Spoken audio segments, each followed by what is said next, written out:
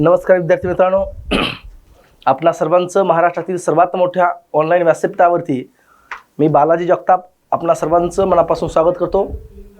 मित्रांनो, आपण आज आपली जी राज्यसेवा मुख्य परीक्षेची टेस्ट सिरीज सुरू आहे त्या टेस्ट सिरीजमधला जो मराठी इंग्रजी हा जो ऑब्जेक्टिव्हचा पेपर आहे याच्यामधला मराठीच्या प्रश्नांचं डिस्कशन करण्यासाठी मी आपल्यासमोर उभा आहे।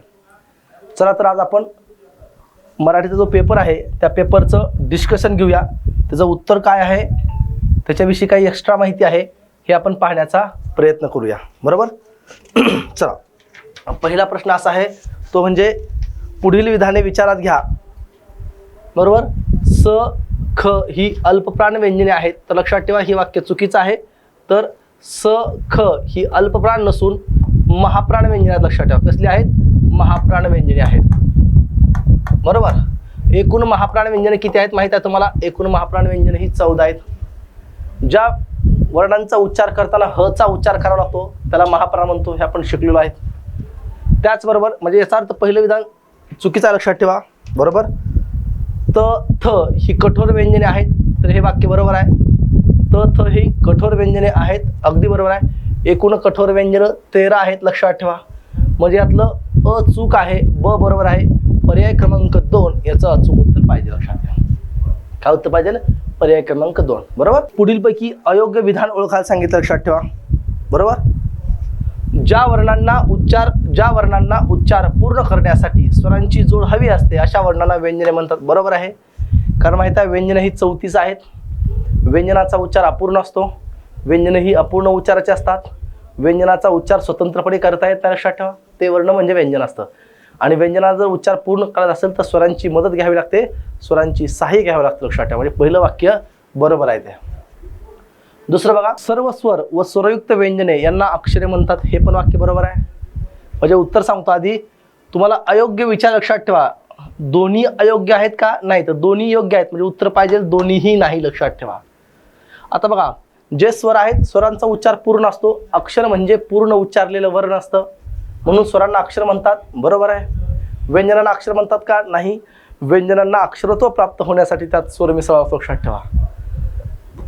म्हणजे जिथं अक्षर हा शब्द आला तिथं स्वर पाहिजेच पाहिजे, मग ते जोडाक्षर असू द्या किंवा नुसतं अक्षर असू द्या, तिथं काय पाहिजे? स्वर पाहिजे। बरोबर, म्हणजे हे दोन्ही वाक्य बरोबर आहेत, पण तुम्हाला अयोग्य विधान ओळखायला सांगितले, याचा अर्थ मित्रांनो दोन्ही विधानं अयोग्य आहेत। बरोबर, चला बघा, जास्त काय खूप पण काही स्पष्टीकरण सांगत बसत नाही।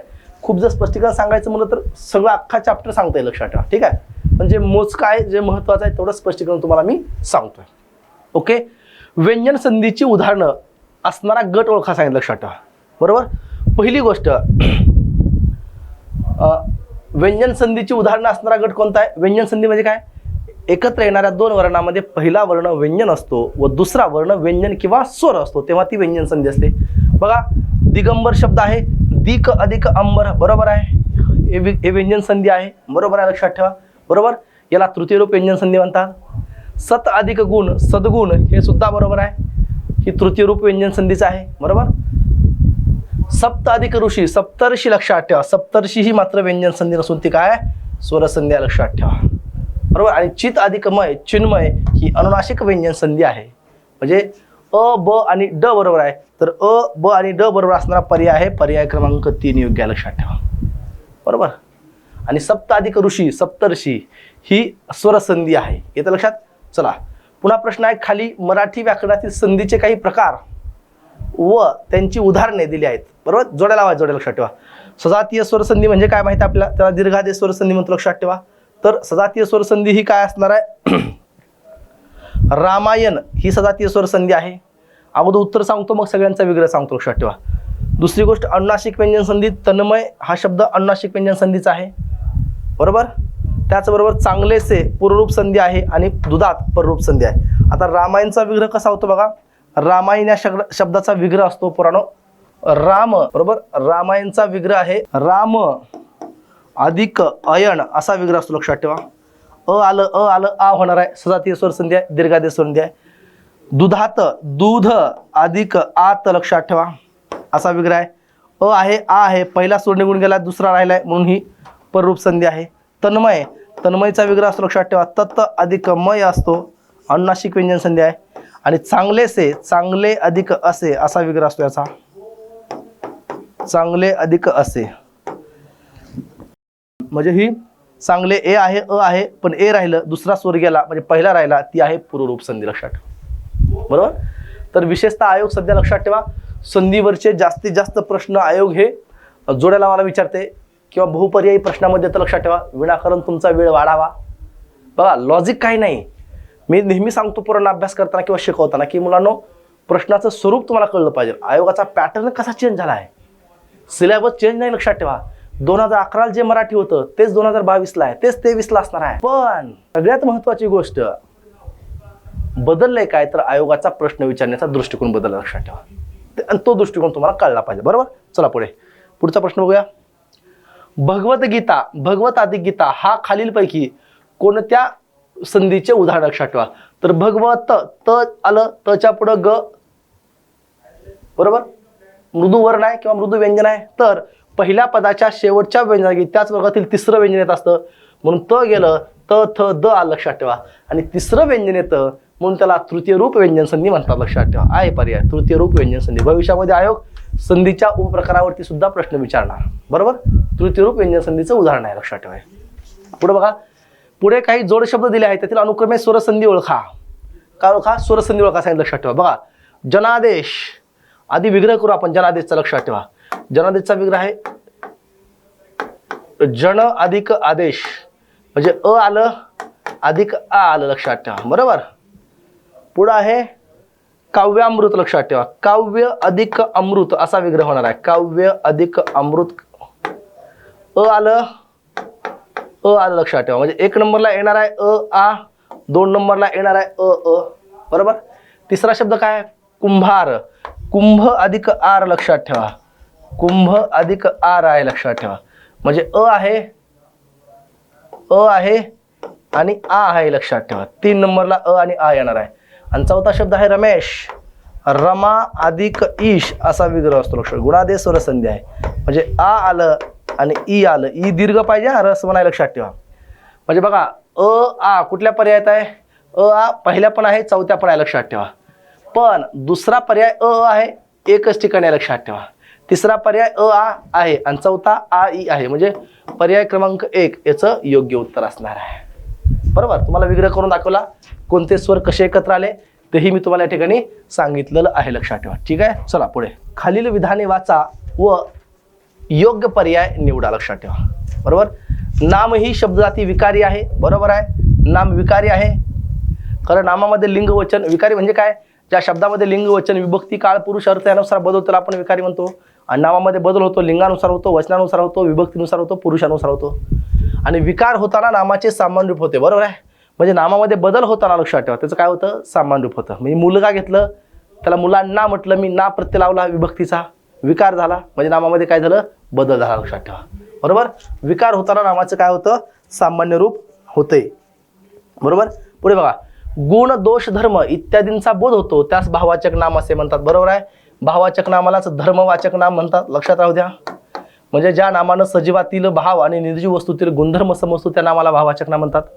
भाववाचक नामानं लक्षात ठेवा भाववाचक नामानं वस्तूचा व्यक्तीचा बोध होत नाही. भाववाचक नामं ही प्राण्यांना दिलेली नामं नाहीत, माणसाला दिलेली नावं नाहीत, तर त्या प्राण्यांच्या त्या माणसाच्या त्या निर्जीव वस्तूच्या अंगी असणारा जो गुण आहे लक्षात ठेवा त्याला दिलेली नावं आहेत. लक्षात ठेवा. बरोबर. म्हणजे दोन्ही वाक्य काय लक्षात ठेवा? योग्य आहेत. पर्याय क्रमांक 2 याचं उत्तर योग्य असणार आहे. पुढचा प्रश्न असा आहे. लक्षात ठेवा खालीलपैकी कोणकोणत्या वाक्यामध्ये विशेष नामाचा सामान्य नामासारखा उपयोग झाला आहे? लक्षात ठेवा. बरोबर. कोणकोणत्या वाक्यामध्ये? लक्षात ठेवा विशेष नामाचा वापर सामान्य नामासारखा झाला आहे. लक्षात ठेवा. छान प्रश्न आहे. तिच्या गळ्यात लता वसली आहे. बघा आता लता. बरोबर. दुसरं वाक्य आहे रामाचे काका कुबेर आहेत. लक्षात ठेवा. कुबेर. तुमच्या गावात 5 मारुती आहेत. लक्षात ठेवा. तर लता हे मूळचं विशेष नाम आहे, कुबेर हे मूळचं विशेष नाम आहे. लक्षात ठेवा. बरोबर. मारुती हे सुद्धा मूळचं विशेष नाम आहे. पण बरोबर पण या वाक्यामध्ये लक्षात ठेवा लता वसली आहे. लता ही तर मुलीचं नाव आलं नाही. बरोबर. तुमच्या गळ्यात लता वसली आहे, मुलगी अर्थ आला नाही. कुबेरचा अर्थ श्रीमंत घेतला. लक्षात ठेवा. बरोबर. तुमच्या गावात 5 मारुती आहेत, अनेक वचन केले आणि आपल्याला माहिती आहे विशेष नामाचं अनेक वचन केलं तर ते कोण होत असतं, सामान्य नाम होत असतं. लक्षात ठेवा. बरोबर आहे. म्हणजे यातलं सर्व योग्य हे उत्तर पाहिजे. लक्षात ठेवा. सर्व योग्य 8ला पर्याय क्रमांक 1 उत्तर पाहिजे. विशेष नामाचा वापर सामान्य नामासारखा केला. लक्षात ठेवा. बरोबर. वाक्यात येणारी सामान्य नामे आणि विशेष नामे यांना य, त्व, पण, ता, ई, गिरी, की व आई यासारखे प्रत्यय लावून टिम्म नामे तयार होतात. लक्षात ठेवा. तर यासारखे यांना प्रत्यय लावून भाववाचक नामे तयार होतात. शिकले आपण. लक्षात ठेवा. सौंदर्य, सुंदरला सौंदर्य लावलं, भाववाचक नाम तयार झालं. बरोबर. मनुष्याला मनुष्यत्व लावलं, भाववाचक नाम तयार झालं. प्रामाणिकपणा लावलं, प्रामाणिकला भाववाचक नाम झालं. शांतता भाववाचक नाम. श्रीमंती भाववाचक नाम. दादागिरी, माणुसकी, बरोबर, भाववाचक नाम झालं. आई, नवलाई भाववाचक नाम तयार झालं. लक्षात ठेवा. गोडवा भाववाचक नाम तयार झालं. लक्षात ठेवा. काय झालं? भाववाचक नाम तयार झालं. बरोबर. म्हणजे भाववाचक नाम उत्तर यायला पाहिजे. लक्षात ठेवा. पुढचा प्रश्न बघा. खाली काही शब्द व त्या शब्दांचे लिंग यांच्या जोड्या दिल्या आहेत, त्यातील अचूक गट ओळखायचा. छान प्रश्न आहे. लक्षात ठेवा. आपण लिंगावरचा प्रश्न आहे. रुमाल, तो रुमाल असतो, पुल्लिंगी आहे. बरोबर आहे. लक्षात ठेवा. इमारत, ती इमारत स्त्रीलिंगी. बरोबर आहे. लांडोर, ती लांडोर असते. लक्षात ठेवा. लांडोर स्त्रीलिंगी आहे पण नपुंसकलिंगी दिले, चूक आहे. मोरचं स्त्रीलिंगी रूप लांडोर असतं. आणि विदुषी, ती विदुषी आहे. लक्षात ठेवा. हे पण स्त्रीलिंगी असतं पण नपुंसकलिंगी म्हटलंय. विद्वानचं स्त्रीलिंगी रूप विदुषी असतं. लक्षात ठेवा. याचा अर्थ पर्याय क्रमांक अ आणि ब मधलंच बरोबर आहे. अ आणि ब पर्याय योग्य असणारा पर्याय क्रमांक 2 आहे. लक्षात ठेवा. बरोबर. सोपा आहे हा प्रश्न, त्या मानानं सोपा होता. चला पुढचा प्रश्न बघूया आपण. मराठीतील लिंग व्यवस्था. लक्षात ठेवा. काय म्हणते बघा. मराठीतील लिंग व्यवस्थेबद्दल पुढील काही विधाने विचारात घ्या. लिंग ओळखण्यासाठी नामाच्या रूपाचा विचार केला जातो. हे वाक्य बरोबर आहे. कारण लिंग हे नामाच्या अर्थावरून नाही तर नामाच्या रूपावरून ओळखायचं असतं. मराठीतील लिंग व्यवस्था अत्यंत अनियमित व धरसोडीची आहे. बरोबर आहे.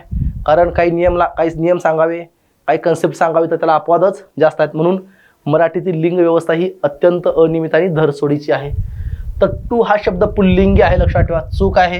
तट्टू ते तट्टू असतं. लक्षात ठेवा. प्राणी आहे तट्टू. तट्टू हा शब्द पुल्लिंगी नसून काय आहे, नपुंसकलिंगी आहे, ज्याचं अनेक वचन तट्टे असतं. लक्षात ठेवा.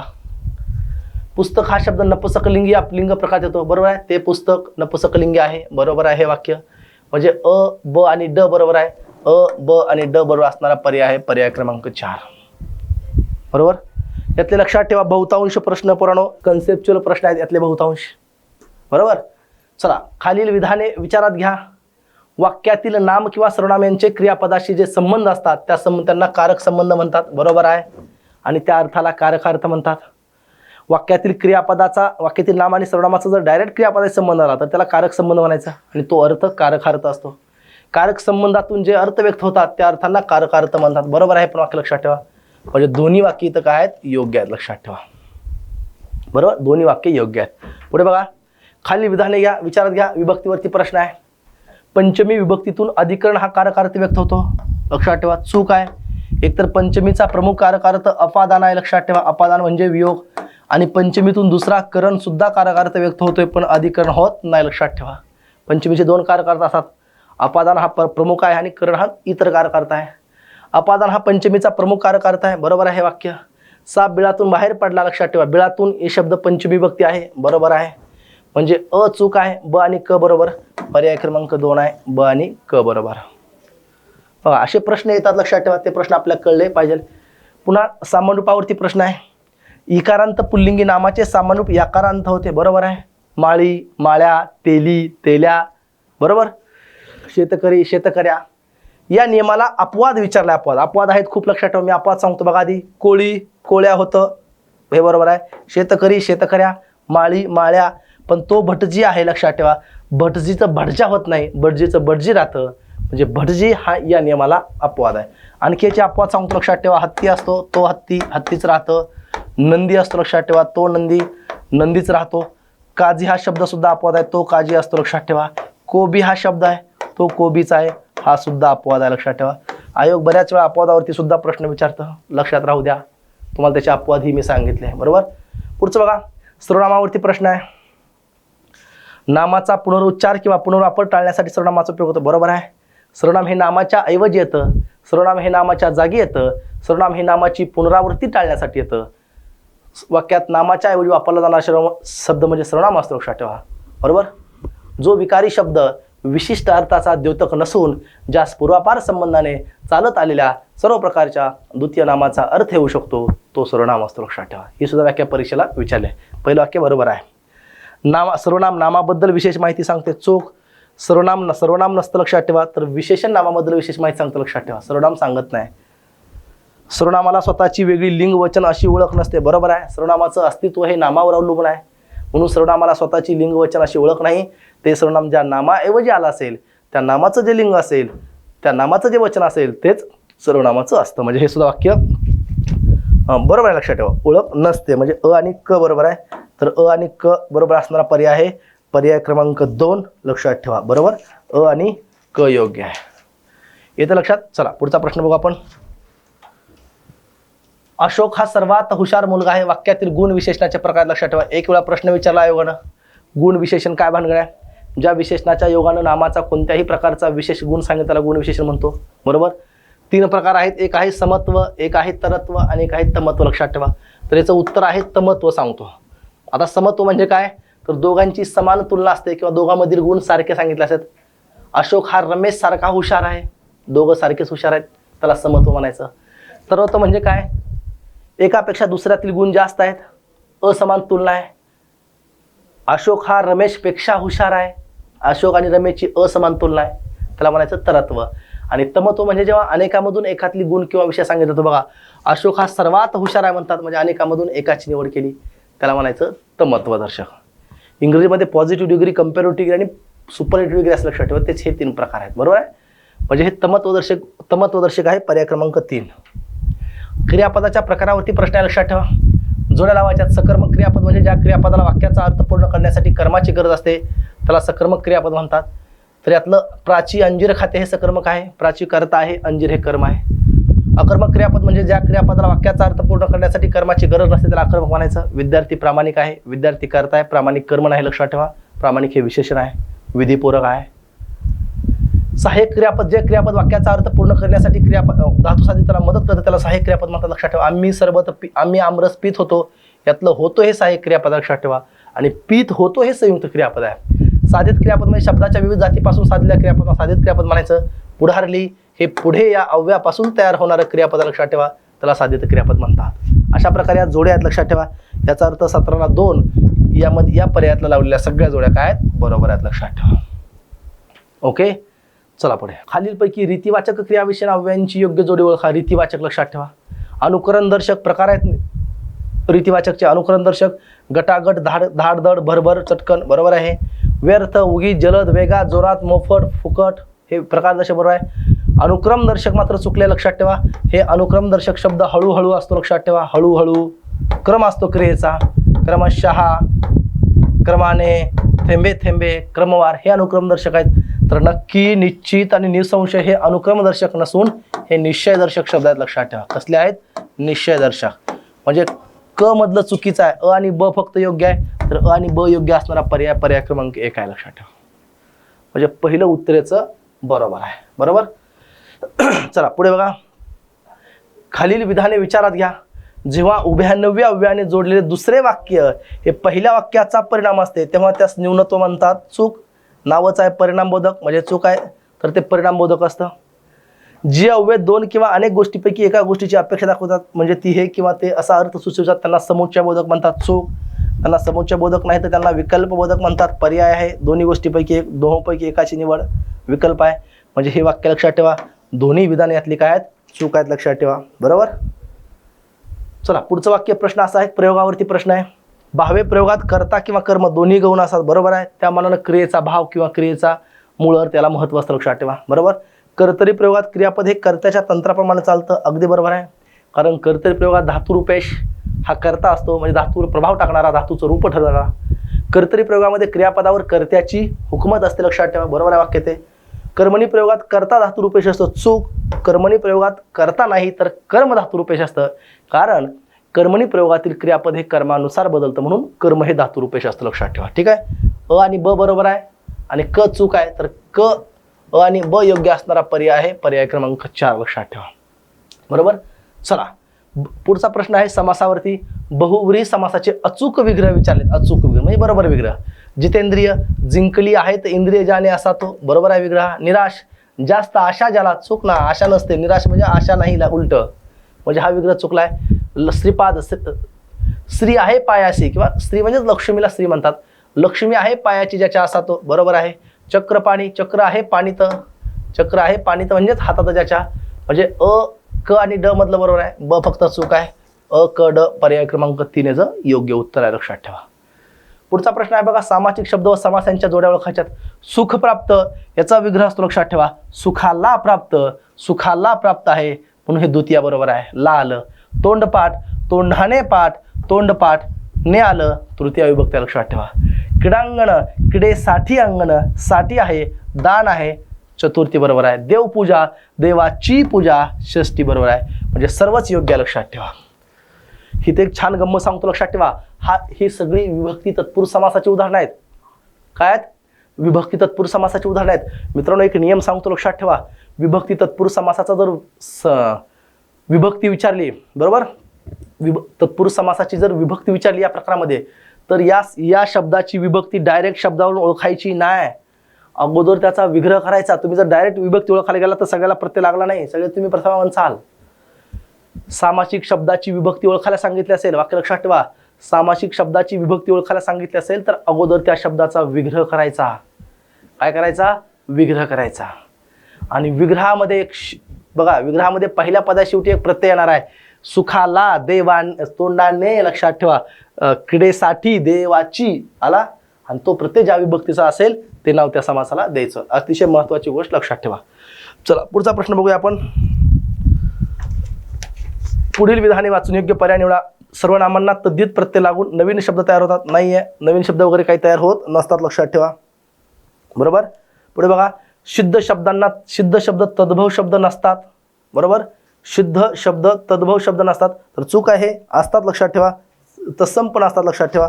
बरोबर. रूढीमुळे अर्थपाप झालेल्या शब्दांना रूढ शब्द म्हणतात. हे वाक्य बरोबर आहे, लक्षात ठेवा. म्हणजे फक्त क यातलं योग्य उत्तर पाहिजे, लक्षात ठेवा. ठीक आहे. पुढचा प्रश्न बघा, खालीलपैकी तद्भव शब्दांचा गट ओळखा. तद्भव शब्द म्हणजे काय? जे शब्द संस्कृतमधून मराठीत येताना त्यांच्या रूपात बदल होऊन येतात त्यांना तद्भव शब्द म्हणतात, लक्षात ठेवा. काय म्हणतात? तद्भव शब्द म्हणतात. बरोबर. तर बघा, खालीलपैकी तद्भव शब्दांचा गट ओळखा सांगितलाय, तर लक्षात ठेवा. धूर, साप, कष्ट, माथा, गाय हे तद्भव शब्द नाहीत, लक्षात. बरोबर. हे तद्भव शब्द आहेत, लक्षात. धूम्रपासून धूर आलाय, बरोबर. सर्पपासून साप आला, गोपासून गाय आहे, लक्षात ठेवा. बरोबर. लूट, लुटारू, दार, पोपट, धपाधप हे काय आहेत? हे देशी शब्द आहेत, लक्षात ठेवा. चंबू, लवंग, चिमटा, नथ, चिंच हे कानडी शब्द आहेत. आणि अश्रू, चंचू, युग, पद आणि कर्म हे तत्सम शब्द आहेत, लक्षात ठेवा. म्हणजे पर्याय क्रमांक 1 मधलं दिलेले सगळे शब्द हे काय आहेत? तद्भव शब्द आहेत. बरोबर. चला पुढे. पुढचा प्रश्न असा आहे, खालील प्रांत व त्यांचे स्वदेशी शब्द यांच्या योग्य जोड्या जुळवा. मग कुठल्या भाषेतून आला शब्द, लक्षात ठेवा. असा प्रश्न विचारलाय. तर गुजराती, लक्षात ठेवा. दबा, डबा, दादर, दलाल असेल, हे सगळे गुजराती शब्द आहेत. बरोबर. गुजराती कोणते? दबा, डबा, दादर, दलाल, घी, रिकामसे टेकडा, घर जमाई, खेडूत, बरोबर. गरबा असेल, नवलखता असेल, असे खूप शब्द गुजराती भाषेत आले. तमिळी भाषेतले शब्द कोणते आहेत, लक्षात ठेवा. सार, मट्टा, चिल्ली पिल्ली असे शब्द तमिळ भाषेत आलेत. कानडी भाषेतले शब्द लक्षात ठेवा. दोडका, चिमटा, नथ हे कानडी भाषेत आहेत. आणि वेडा असेल, आजार असेल, गुडगा असेल हे देशी भाषेतले शब्द आहेत. म्हणजे 25ला पर्याय क्रमांक 4 याच्यातल्या जोड्या मात्र सगळ्या काय आहेत? योग्य आहेत, लक्षात ठेवा. तुम्हाला देशी शब्द हे शब्दसिद्धीवरचा प्रश्न आहे. तुम्हाला ते शब्द पाठच पाहिजे. त्याच्यावरती परीक्षेला 100% प्रश्न विचारला जातो, लक्षात ठेवा. जेवढे शब्द तुम्ही कराल तेवढं सोपं आहे, लक्षात ठेवा. म्हणजे प्रश्न असतो 4, 5, 6 प्रश्न शब्दसिद्धीवरती किमान परीक्षेला विचारला जातात, लक्षात ठेवा. खूप छान प्रश्न आहे हा. आमचे घर इमारती आड झाकले गेले, या वाक्यातील इमारती आड हा शब्द काय काम करतो, लक्षात ठेवा. पहिली गोष्ट लक्षात ठेवा, इमारती आड हा शब्दयोगी अव्यय वापरला, लक्षात ठेवा. आणि ह्याचं उत्तर आहे आधारपूरक, लक्षात ठेवा. हा वाक्य पृथक्करणावरचा प्रश्न आहे. आधारपूरक म्हणजे काय? वाक्यात जर एखादं स्थलवाचक शब्दयोगी अव्यय म्हणून किंवा क्रियाविशेषण म्हणा, खरं तर हे शब्दयोगी अव्यय आहे. वाक्यातील एखादं स्थलवाचक शब्दयोगी अव्यय आला असं लक्षात ठेवा. बघा ना, कोठे झाकला गेला, इमारती आड. स्थलवाचक शब्दयोगी अव्यय आहे. आणि हा शब्द आधारपूरक काय आहे, कारण हा शब्द असल्याशिवाय वाक्याचा अर्थ पूर्ण होत नाही. म्हणजे हे विधानाला आधार देण्याचं काम करतं. लक्षात ठेवा. बघा, आमचे घर झाकले गेले, कुठं, अर्थ पूर्ण होत नाही, म्हणून याला म्हणायचं आधारपूरक. हा वाक्य पृथक्करणावरचा प्रश्न आहे. स्थलयोगी शब्दयोगी अव्यय जर गतिवाचक क्रियापदावर आलं तर त्याला आधारपूरक असे म्हणतात. लक्षात ठेवा. ठीक आहे. परिशाल्य वाक्य आहे. खालील विधाने विचारात घ्या. वाक्यात 2 कर्मे असतील तर अप्रत्यक्ष कर्म विधानपूरकाचे काम करते. बरोबर आहे. अप्रत्यक्ष कर्म जे व्यक्तिवाचक असतं ज्याला गौण म्हणतात, बरोबर, त्याला प्रत्यय असतो सप्रत्यय म्हणतात. आणि वाक्यातील विविध शब्दांचा किंवा घटकांचा परस्परांशी कोणता संबंध आहे ते पाहणे म्हणजे वाक्य पृथक्करण होय. हे सुद्धा बरोबर आहे. वाक्य पृथक्करण म्हणजे काय, वाक्यात येणाऱ्या प्रत्येक शब्दाची जात सांगणे म्हणजेच वाक्यात येणाऱ्या प्रत्येक शब्दाचं काम सांगणे म्हणजेच वाक्य पृथक्करण होय. बरोबर आहे. दोन्ही वाक्य काय त्या ठिकाणी बरोबर आहेत. लक्षात ठेवा. म्हणजे दोन्ही योग्य असणारा पर्याय क्रमांक 4 हा योग्य उत्तर आहे. लक्षात ठेवा. ठीक आहे. पुढे आहे वाक्याच्या प्रकारावरती आहे. लक्षात ठेवा. आज्ञार्थी, विद्यार्थी, संकेत आणि उद्गारार्थी वाक्य असे 4 प्रकार विचारलेत. लक्षात ठेवा. तर आज्ञार्थी वाक्य कोणतं आहे लक्षात ठेवा. बरोबर, एवढे आमचे काम कराच हे आज्ञार्थी वाक्य आहे. विनंती आहे. लक्षात ठेवा. आज्ञार्थी वाक्य कशाला म्हणायचं, ज्या वाक्यातून आज्ञा, प्रार्थना, आशीर्वाद, परवानगी, उपदेश, विनंती, सल्ला इत्यादी गोष्टींचा बोध होतो त्याला आज्ञार्थी वाक्य असं म्हणतात. विद्यार्थी वाक्य सोनारानेच कान टोचावेत. विद्यार्थी वाक्य कशाला म्हणायचं, ज्या वाक्यातील क्रियापदावरून विधी म्हणजे कर्तव्य, योग्यता, इच्छा, शक्यता इत्यादी गोष्टींचा बोध होत असेल तर त्याला विद्यार्थी वाक्य असं म्हणतात. आणि सोनारानेच कान टोचावे ही योग्यता आहे, लायकी आहे, म्हणजे 2ला ब बरोबर आहे. संकेतार्थी, संकेत म्हणजे अट, जर तर असतं. बघा, जर उद्या पाऊस पडला तर मी येणार नाही, संकेतार्थी वाक्य आहे. आणि उद्गारार्थी म्हणजे ज्या वाक्यातून भावनेचा उद्गार असतो. लक्षात ठेवा. काय असेल, काय नालायक आहे हा मनुष्य, हे काय केले, भावनेचा उद्गार आहे. लक्षात ठेवा. अशा जोड्या आहेत. म्हणजे पर्याय क्रमांक 1 मधल्या सगळ्या जोड्या या अचूक आहेत. लक्षात ठेवा. पर्याय क्रमांक 1 मधल्या. बरोबर. चला पुढचा प्रश्न बघूया. मुले घरी गेली या विधानातील वाक्याचा प्रकार लक्षात ठेवा. हे स्वार्थी वाक्य आहे. स्वार्थी वाक्य म्हणजे ज्या वाक्यावरून फक्त काळाचा बोध होतो त्याला स्वार्थी वाक्य म्हणतात. लक्षात ठेवा. स्वतःचा अर्थ आहे. मिश्र वाक्यामध्ये एक प्रधान वाक्य असतं, एक गौण वाक्य असतं. आज्ञार्थी वाक्यामध्ये आज्ञा, विनंती, प्रार्थना, उपदेश पाहिजे. विद्यार्थीमध्ये कर्तव्य, योग्यता, इच्छा, शक्यता पाहिजे. ह्यात काय सांगितलं का, नाही, फक्त काळाचा बोध झाला त्याला स्वार्थी वाक्य म्हणतात. लक्षात ठेवा. ओके. चला पुढे. खालील वाक्यामधून मिश्र वाक्य ओळखा सांगितले. कसलं वाक्य, मिश्र वाक्य. लक्षात ठेवा. जो विद्यार्थी अभ्यास करीत नाही तो पास कसा होईल. लक्षात ठेवा. बरोबर, बरोबर आहे. हे मिश्र वाक्य आहे. जो तो न जोडलंय, संबंधी सर्वनामानं जोडलेलं वाक्य किंवा हे संबंधी विशेषण आहे इथं, ते मिश्र वाक्य असतं. लक्षात ठेवा. पाऊस पडावा म्हणून शेतकरी वाट पाहत होते. बरोबर आहे. म्हणून आहे. उद्देशबोधक आहे. हे सुद्धा मिश्र वाक्य आहे. जर परीक्षा नसत्या तर मुलांनी अभ्यास केला नसता. बरोबर आहे. जर तर आहे. संकेतबोधक आहे. म्हणजे तिन्ही वाक्यातलं वाक्य हे मिश्र वाक्य. लक्षात ठेवा. अ, ब, क योग्य पाहिजे. मिश्र वाक्य लक्षात ठेवा. 2 महत्त्वाच्या गोष्टी सांगतो मिश्र वाक्याबद्दल. एक तर मिश्र वाक्यामध्ये एक प्रधान वाक्य असतं आणि दुसरं त्यावर अवलंबून असणारं गौण वाक्य असतं. हे आम्हाला माहित आहे. पण मिश्र वाक्य मित्रांनो लक्षात ठेवा. मिश्र वाक्य हे बऱ्याच मुलांना वाटतं की मिश्र वाक्य हे फक्त गौणत्व सूचक उभ्या नव्या अव्ययाने जोडून तयार होतं. तर हे चूक आहे. लक्षात ठेवा. गौणत्व तर होतं, पण त्याचबरोबर लक्षात ठेवा क्रिया विशेषण अव्यय वापरून सुद्धा मिश्र वाक्य तयार होतं. पोरांनो लक्षात ठेवा. अतिशय महत्त्वाचं आहे. काय वापरून, क्रिया विशेषण अव्यय. जेव्हा तेव्हा. लक्षात ठेवा. बरोबर. जेव्हा तेव्हा, जेथे तेथे, जसा तसा, जिकडे तिकडे, जसे तसे ही क्रिया विशेषण अव्यय आहेत. ही उभ्या नव्या अव्यय नाहीत. लक्षात ठेवा. म्हणजे प्रश्न आला आयोगाचा एक वेळेस, क्रिया विशेषण अव्ययाने तयार होणाऱ्या वाक्याला कसलं वाक्य म्हणतात, मिश्र वाक्य तयार होतं. लक्षात ठेवा. त्याचबरोबर पोरांनो आणखी एक लक्षात ठेवा, मिश्र वाक्य हे संबंधी सर्वनाम किंवा संबंधी विशेषण ज्याला म्हणतो आपण ते वापरून सुद्धा तयार होतं. लक्षात ठेवा. संबंधी सर्वनाम, जो तो, जी ती, ज्याला त्याला, ज्याने त्याने, ज्याचा त्याचा, हे सगळी मिश्र वाक्य असतात. आणि ह्या संबंधित सर्वनामाने जोडलेलं वाक्य असेल, ऐका महत्त्व सांगतोय, थोडं विस्तृत सांगतो, महत्त्वाचं आहे हे, तुम्हाला पुढे सापडत नाही. संबंधित सर्वनामाने जोडलेलं वाक्य असेल किंवा क्रिया विशेषण जे आता सांगितली मी तुम्हाला, जेथे तेथे, जेव्हा तेव्हा, जिकडे तिकडे यांनी जोडलेल्या वाक्यामध्ये लक्षात ठेवा पहिलं वाक्य हे गौण वाक्य असतं आणि दुसरं वाक्य हे प्रधान वाक्य असतं. लक्षात ठेवा. कारण मिश्र वाक्यामध्ये तुम्हाला माहित आहे एक प्रधान असतं आणि दुसरं त्या प्रधान वाक्यावरती अवलंबून असणारं गौण वाक्य असतं. बरोबर. लक्षात ठेवा. इथं तिन्ही वाक्य बरोबर आहे. चला पुढे. थोडं विस्तृत सांगितलं, महत्त्वाचं होतं म्हणून. बरोबर.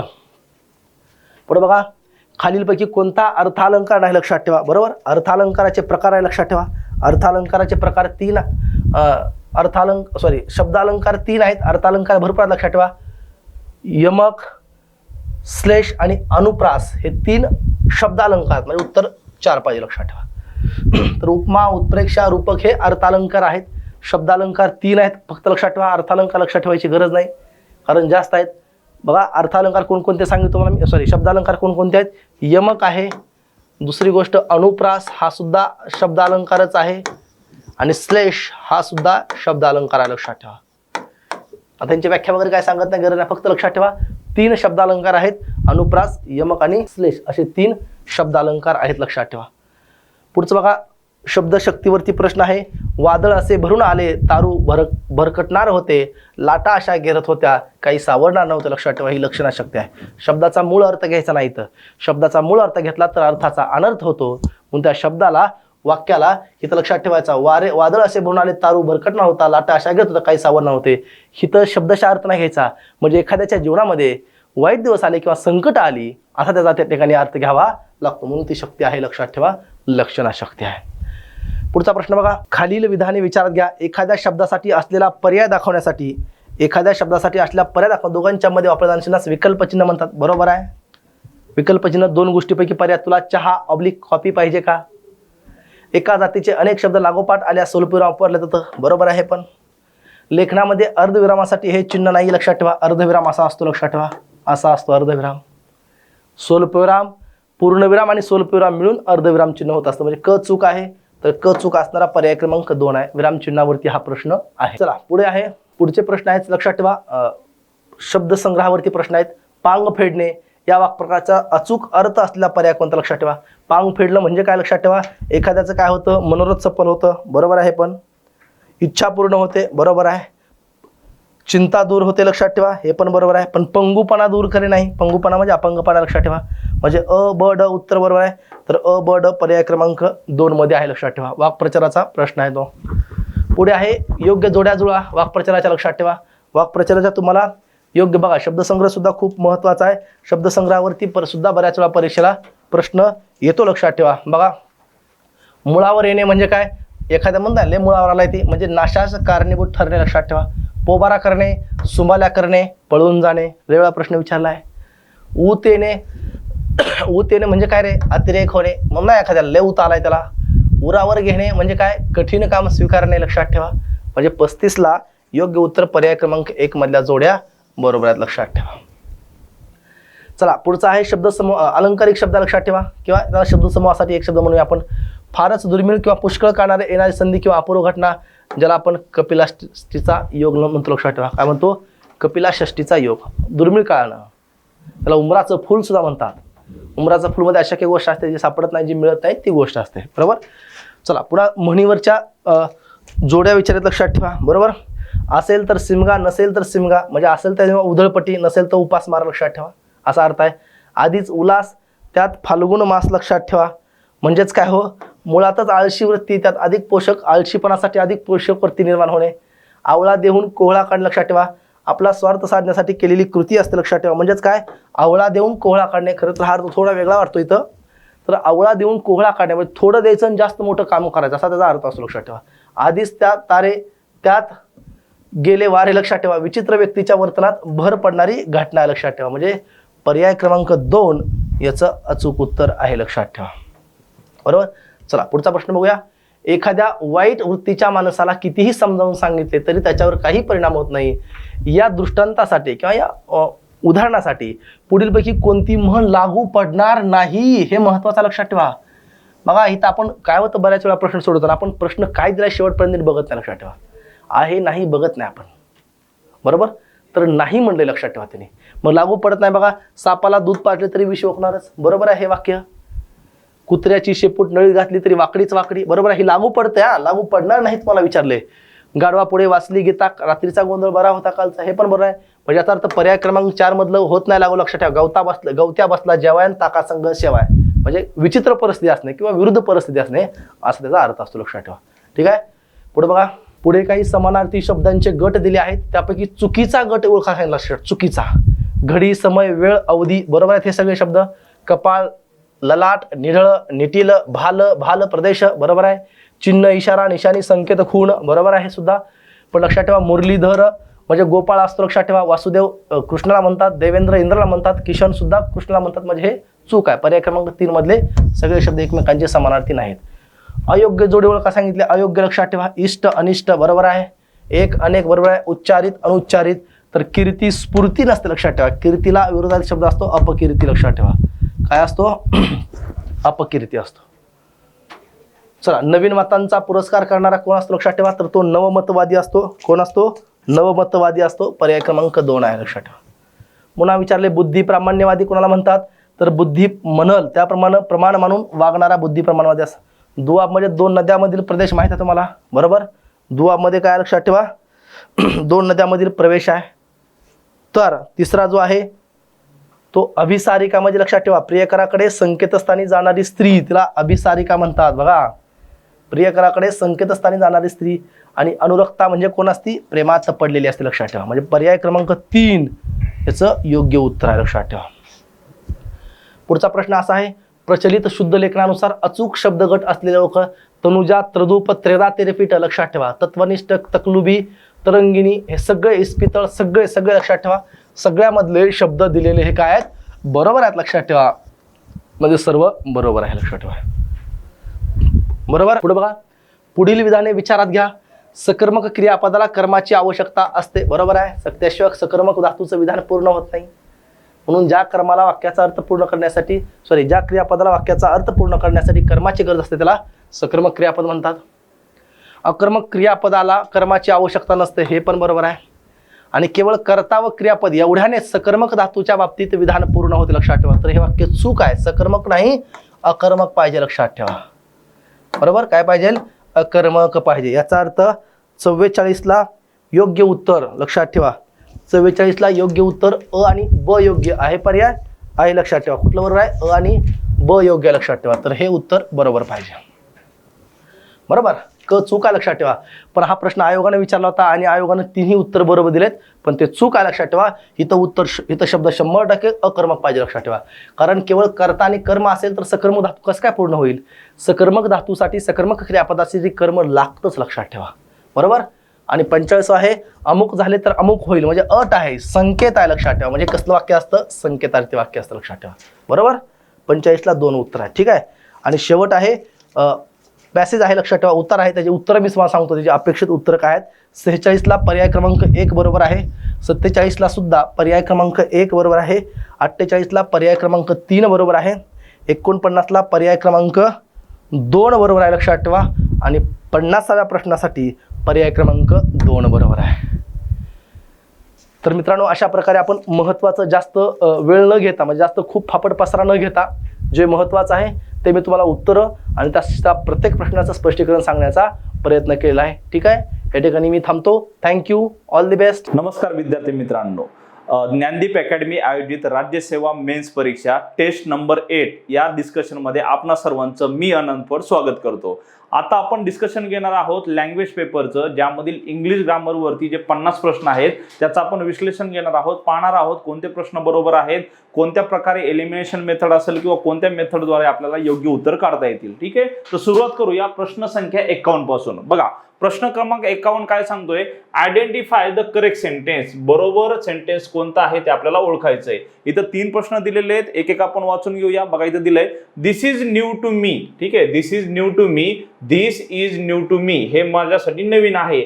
दिस is a new to me. आता बघा, इथं अ न्यू दिलेलं आहे. This is a new to me, आहे का नाही. आता अ अँड दी हे जे आर्टिकल आहेत आपण कधी वापरतो? अ आणि अँड ज्यावेळेस काहीतरी वस्तू असेल, जसं की म्हणतो आपण दिस इज अ पेन, आहे का नाही. दिस इज अ बॉटल, ज्यावेळेस एखादी वस्तू दाखवायची असेल आपल्याला, ती एक आहे असं सांगायचं असेल, त्यावेळेस आपण अ वापरतो. पण मला सांगायचं दिस इज अ न्यू, पुढं काय आहे का? This is a new bag, this is a new mobile, काय आहे का? वस्तू दिलेली आहे का? नाहीये. मग काही वस्तू दिलेली नाहीये तर इथं अ वापरायची गरज आहे का? नाहीये. अ आपण वापरू शकत नाही. त्यामुळे हे अ न्यू आल्यामुळं आणि पुढे कोणतीच वस्तू नसल्यामुळं हे जे विधान आहे ते चुकीचं आहे, ठीक आहे. The Mankind should love the nature. The Mankind, आहे का नाही, माणसाने, मनुष्य जातीनं शुड लव्ह द नेचर, नेचरला काय केलं पाहिजे? प्रेम केलं पाहिजे. Should love the nature. आता इथं बघा द मॅनकाइंड वापरलेलं आहे तिथं. आता ज्यावेळेस एखाद्या वर्गाचा प्रतिनिधी म्हणून एखादी गोष्ट येते, जसं काय म्हणतो आपण, the teacher is the backbone of educational system, आहे का नाही, द टीचर इज बॅकबोन. इथं एखादा शिक्षक कोणी आहे का, मिस्टर जोशी, कुलकर्णी, जाधव वगैरे आहे का कोणी, नाही. इथं आपण काय म्हणतोय, द टीचर. आता शिक्षक जो आहे ना, हा शिक्षक हा शब्द टीचर आपण काय घेतला, एक वर्गाचा प्रतिनिधी म्हणून हा शब्द वापरला.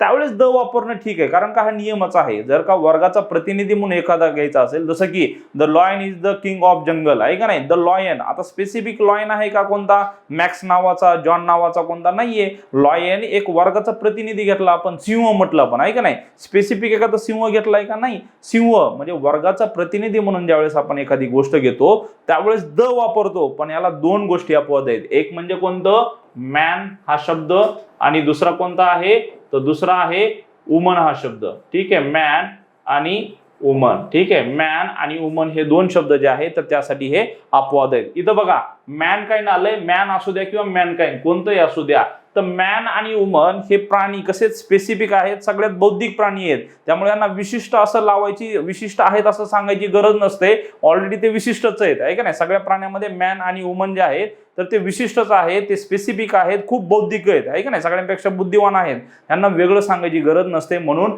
मॅन आणि वुमन जर का वर्गाचा प्रतिनिधी म्हणून आले तर तिथं द वापरत नाहीत. काय तिथं द वापरत नाहीत. इथं बघा, the man kind should love the nature, मनुष्य जातीनं काय केलं पाहिजे, नेचरला प्रेम केलं पाहिजे. इथं वर्गाचा प्रतिनिधी म्हणून मनुष्य जात, मॅनकाइंड हा शब्द आलाय, त्यामुळे इथं द वापरायची गरज नाही. खरं वाक्य काय बरोबर आहे, एकदम बरोबर, तर Mankind should love the nature असं पाहिजे होतं. त्यामुळं हे पण विधान चुकलेलं आहे. फक्त कोणतं बरोबर आहे मग, दिस इज न्यू टू मी, हे माझ्यासाठी नवीन आहे. इथं अ वापरलं नाही, त्यामुळे हे विधान बरोबर आहे. मग काय उत्तर येईल, ओनली ए. कुठे बघा ऑप्शन नंबर 1, ओनली ए जे आहे ते उत्तर बरोबर आहे.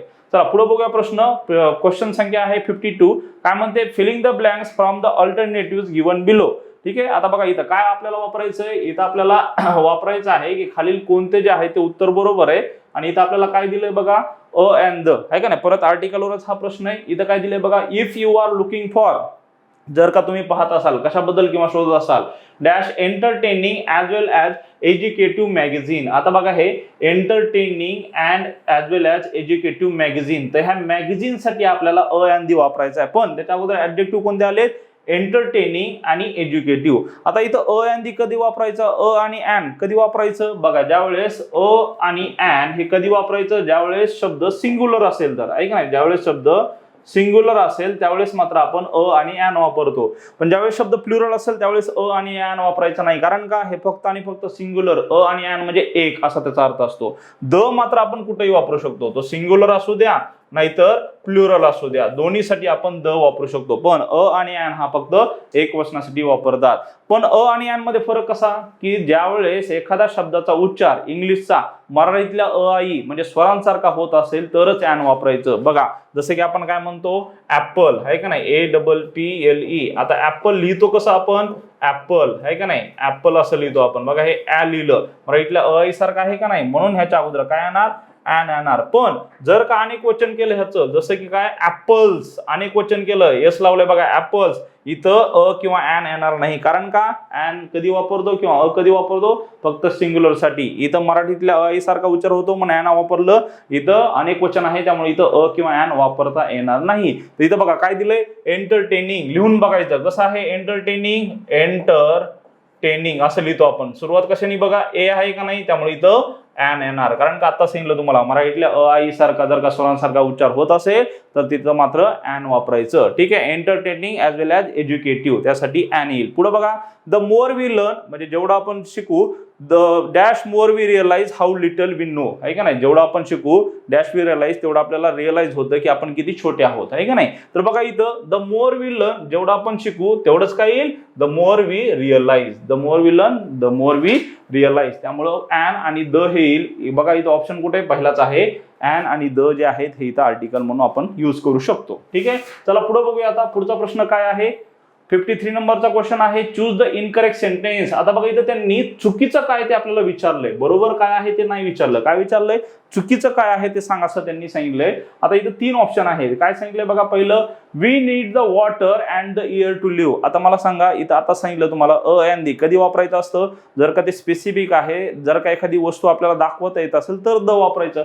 आता मला सांगा, हे वॉटर जे आहे तर हे वॉटर किंवा ही एअर जे आहे, तर वॉटर आणि एअर, हे वॉटर काय आहे तर हे कंपाऊंड नाउन आहे. जसं की शुगर आहे, गोल्ड आहे, सोनं आहे का नाही, किंवा शुगर आहे, हे मोजता येतं का हो? नाही मोजता येत. डायरेक्ट संख्येनं मोजता येतं का? 1 गोल्ड 2 गोल्ड नाही, ह्यासाठी परिमाण घ्यावं लागतं. जसे काय 1 ग्रॅम आहे का नाही, 1 ग्रॅम गोल्ड किंवा 1 kg शुगर, 1 लिटर वॉटर असं घ्यावं लागतं. म्हणजे ज्यावेळेस डायरेक्ट संख्येनं एखादी वस्तू मोजता येत नसेल त्याला म्हणतात कंपाऊंड नाउन. ठीक आहे, कंपाऊंड नाउन म्हणजे काय, जे डायरेक्ट संख्येनं मोजता येत नाही आहे का नाही. जसं की 1 पेन 2 पेन डायरेक्ट संख्येनं मोजता येतं, त्यामुळे हे कंपाऊंड नाउन नाहीये.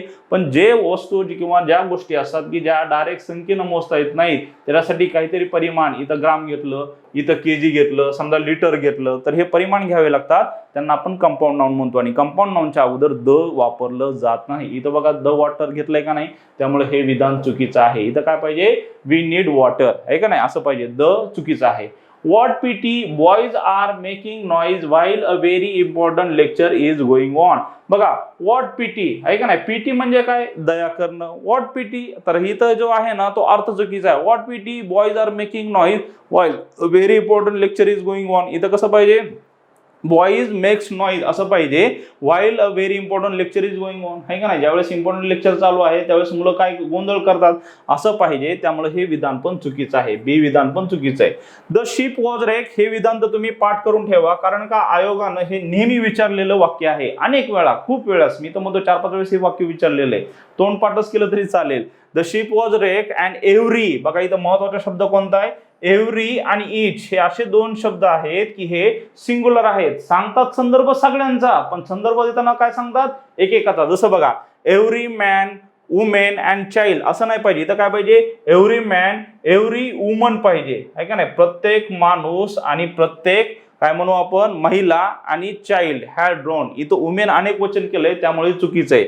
एव्हरी प्लेयर असं पाहिजे आहे का नाही, एव्हरी प्लेयर्स नाही, सांगायचे सगळेच प्लेयर्स पण एकेकाचा संदर्भ दिला जातो. एव्हरी प्लेयर आहे का नाही, प्रत्येक खेळाडू. एव्हरी बॉय प्रत्येक मुलगा. तर हे एव्हरी आणि इच म्हणलं की ह्याच्या पुढे काय पाहिजे, सिंग्युलरच पाहिजे. जसं की मॅन आलंय, जसं की द चाइल्ड आलंय, पण इथं वुमेन जे आहे ते अनेक वचन केल्यामुळं हे विधान चुकीचं आहे. अशा प्रकारे तिन्ही विधान चुकल्यामुळं काय म्हणू आपण, इनकरेक्ट काय आहे, ऑप्शन नंबर 3 ABC जे आहे तर हे आपलं उत्तर आहे. ठीक आहे, चला पुढचा प्रश्न पाहूया. पुढचा प्रश्न आहे 54 नंबरचा. Which of the following words is synonymous with the word advantageous. Advantageous म्हणजेच काय, फायदेशीर आहे का नाही, चांगला. ऍडव्हान्टेजियस म्हणतो का नाही आपण, ऍडव्हान्टेज काय आहे त्याचं, ऍडव्हान्टेज म्हणजे काय, फायदेशीर किंवा काहीतरी चांगली गोष्ट. तर बघा ऍडव्हान्टेजियस ह्याच्यापैकी कोणता आहे, युजफुल. हा, युजफुल म्हणजे काय, फायदेशीर. दुसरं बघा प्रोफिशियंट. प्रोफिशियंट म्हणजे काय, निष्णात किंवा काय म्हणून आपण पारंगत आहे का नाही. एखादा व्यक्ती जो आहे ना पारंगत असतो बघा, एकदम निष्णात असतो. निष्णात म्हणजे काय, परफेक्ट त्या गोष्टीमध्ये. समजा एखादा पियानो वाजवण्यामध्ये एकदम पारंगत आहे, त्याला काय म्हणतो आपण, प्रोफिशियंट आहे का नाही. प्रोफिशियंट म्हणजे काय, पारंगत. त्यामुळे पारंगतचा आणि ऍडव्हान्टेजचा काही संबंध नाहीये. कलेक्ट म्हणजे गोळा करणं, ऍडव्हान्टेजियस फायदेशीर किंवा चांगली गोष्ट, याचा काही संबंध आहे का, काहीच नाहीये. हा, बेनिफिशियल म्हणजे काय, फायदेशीर, आणि युजफुल म्हणजे काय, फायदेशीर. तर हे 2 शब्द येतील. ए आणि सी बघा कुठे, ओनली ए नाही येणार, ए बी नाही येणार, ओनली सी नाही येणार. हा, option number 4 only A and C याचं उत्तर असेल. पुढचा प्रश्न पाहूया. The porters the goods before I reach the station. ठीक आहे, आता इथं काय त्यांनी सांगितलंय, which one of the following option express in the sentence about future perfect tense. आपल्याला काय करायचंय, कोणता टेन्स का वापरायचा इथं, future perfect tense. Future perfect tense साठी बघा, परफेक्ट टेन्स साठी आपण कोणत्या सहाय्यकारी क्रियापद, हॅव आहे का नाही. हॅव जे आहे तर हे टू हॅवचे आपण सहाय्यकारी क्रियापद वापरतो आहे का नाही. हॅव, हॅज आणि हॅड. हॅव, हॅज आणि हॅड. ठीक आहे, आता हे ज्यावेळेस आपण फ्युचर टेन्स वापरतो त्यावेळेस आपण नेहमी हे मूळ क्रियापद वापरतो टू हॅव, कारण का हॅड हे भूतकाळाचे आणि हॅव हॅज हे वर्तमान काळाचे. हे हॅव आणि हे हॅव वेगळे मित्रांनो. हे हॅव आणि हॅज हे वर्तमान काळाचे आहे, आणि टू हॅव जे आहे का नाही मूळ रूप, ते मूळ रूप इथं हॅव वापरलं जातं. मग ते ही शीट असू द्या, आय असू द्या, वी असू द्या, काही जरी असलं तरी विल हॅव असंच येतं. आणि हॅव नंतर काय येतं, नेहमी V3 येतं. जसं की आय हॅव वॉच्ड मूवी आहे का नाही, मी मूवी पाहिलेली आहे. I have watched. तसंच आपल्याला जर का परफेक्ट फ्युचर करायचं असेल, फ्युचर परफेक्ट करायचं असेल तर काय करणार आपण, फ्युचर टेन्सचं शाल किंवा विल घेणार, नंतर टू हॅवचं रूप घेणार, विल हॅव आणि V3 घेणार. म्हणजे काय होईल, आय विल हॅव वॉच्ड असं होईल, आहे का नाही, ईडी स्वरूप. तर इथं बघा सेम तसं काय आहे, the porters that the goods, goods म्हणजे काय, साहित्य, ठीक आहे, द गुड्स. बघा शाल हॅज येईल का, नाही. शाल हॅज लोडेड येईल का, बघा इथं काय पाहिजे आपलं, शाल हॅज नाही येणार, हॅवच आलं पाहिजे. Will have loaded, have loaded वर्तमान काळाचं, विल हॅव लोड येईल का, नाही येणार. तर काय होईल, विल हॅव लोडेड, आहे का नाही. Porters will have loaded, will have आणि हा V3 आहे, लोडेड, आहे का नाही. तर ऑप्शन नंबर एच फक्त बरोबर आहे. ओनली ए बघा कुठे आहे, ऑप्शन नंबर 3, ओनली ए जे आहे त्याचं आन्सर आहे. चला पुढचा प्रश्न पाहूया. Which of the following sentences express improbable condition. बघा इथं काय विचारलंय त्यांनी, इनप्रॉबेबल किंवा अनलाइकली कंडिशन. आता हे इफच्या 3 कंडिशन असतात, जर तरच्या इफच्या 3 कंडिशन आहेत. बघा पहिली जी कंडिशन आहे का नाही, 3 कंडिशन असतात, त्याच्यापैकी पहिली जी कंडिशन आहे तिथं कसं असतं, if you help me, if you help me I will solve the problem. तर मी प्रॉब्लेम सॉल्व्ह करेन, जर का तुम्हाला मदत केलीस तर मी प्रॉब्लेम सॉल्व्ह करेन, ठीक आहे. दुसरं कसं असतं condition, if you simple past असतं, if you helped me, if you simple past असतो, इफ यू हेल्प मी, पुढं काय असतं, आय वुड, आहे का नाही, काय असतं, I would solve the problem, I would solve the problem. आणि तिसरी कंडिशन काय असते, इफ यू हॅड, आहे का नाही, परफेक्ट पास्ट असते, if you had helped me I would have, काय येतं, वुड हॅव येतं, आय वुड हॅव आणि पुढे काय येतं, सॉल्व्ड, V3 येतं, सॉल्व्ड, ठीक आहे. अशा प्रकारे बघा काय असतं, पहिली condition simple present, if you help, पुढे काय पाहिजे, विल सॉल्व्ह, कॅन सॉल्व्ह, इथं मॉडेल ऑक्झिलरी आली पाहिजे, इथं V1 आलं पाहिजे. नंतर ही झाली पहिली कंडिशन, म्हणजे ही रिअल कंडिशन म्हणतात, ह्याला प्रॉबेबल कंडिशन म्हणतात. ही जी आहे का नाही, ही पहिली कंडिशन असते, ज्याला म्हणतात प्रॉबेबल कंडिशन किंवा रिअल कंडिशन. आणि ह्या ज्या 2 आहेत 2 आणि 3, ह्या काय असतात, इम्प्रॉबेबल कंडिशन. कारण का, बघा हे सिंपल पास्ट आहे आणि हा परफेक्ट पास्ट आहे, याच्या पुढे काय येतं, वुड V1 येतं, वुड हॅव V3 येतं. तर ह्या 2 ज्या कंडिशन आहेत त्या भूतकाळामध्ये असतात. म्हणजे जर का if you had help me, जर का तुम्हाला मदत केली असतीस तर मी प्रॉब्लेम सॉल्व्ह केला असता, पण आता वेळ निघून गेली आहे, त्यामुळे हे रिअल होऊ शकतं का, आता नाही होऊ शकत, कारण का भूतकाळ आहे, वेळ निघून गेली, आता काहीच करू शकत नाही. If you had help me, जर का तुम्हाला मदत केली असतीस तर I would have solve that problem, मी तो प्रॉब्लेम सॉल्व्ह केला असता, पण आता वेळ निघून गेली. हे दोन्ही जे आहेत कंडिशन, सेकंड आणि थर्ड, ह्याला म्हणतात इम्प्रॉबेबल कंडिशन, आहे का नाही, की त्या प्रॉबेबल म्हणजे शक्य नाहीत, अशक्य आहेत, ह्या होऊ शकत नाहीत. म्हणून बघा इथं काय सांगितलंय,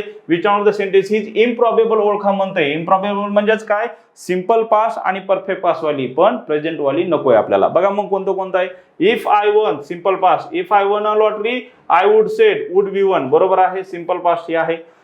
if the temperature were, simple past, to fall further it would start, बरोबर आहे, वुड स्टार्ट आलं, वुड नंतर V1 आलंय. म्हणजे ह्या दोन्ही ज्या आहेत ह्या भूतकाळाच्या कंडिशन आहेत, त्यामुळे ह्या इम्प्रॉबेबल आहेत दोन्ही कंडिशन. मग काय उत्तर, बोथ. ऑप्शन नंबर 4 जो आहे त्याचं उत्तर असेल, दोन्ही कशा आहेत, इम्प्रॉबेबल कंडिशन आहे, ठीक आहे. चला पुढे बघूया, पुढचं काय आहे प्रश्न. पुढे दिले बघा, मॅच द फॉलोइंग सेंटेन्सेस, आणि इथं काय दिले, सेंटेन्स आणि इकडे मूड दिलेत. आता बघा मूड म्हणजे काय, मनाची स्थिती, आहे का नाही. 3 प्रकारचे मूड आहेत. पहिला जो मूड आहे तो सगळ्यांना माहितीच असेल. पहिला जो मूड आहे तो कोणता आहे आपला, तो म्हणजे इंडिकेटिव्ह, आहे का नाही. पहिला कोणता आहे, इंडिकेटिव्ह, त्याला डिक्लेरेटिव्ह म्हणतो आपण, आहे का नाही, इंडिकेटिव्ह किंवा डिक्लेरेटिव्ह. दुसरा कोणता आहे, इम्परेटिव्ह, कोणता आहे, इम्परेटिव्ह म्हणजे आज्ञार्थी. आणि तिसरा कोणता आहे, सब्जंक्टिव्ह,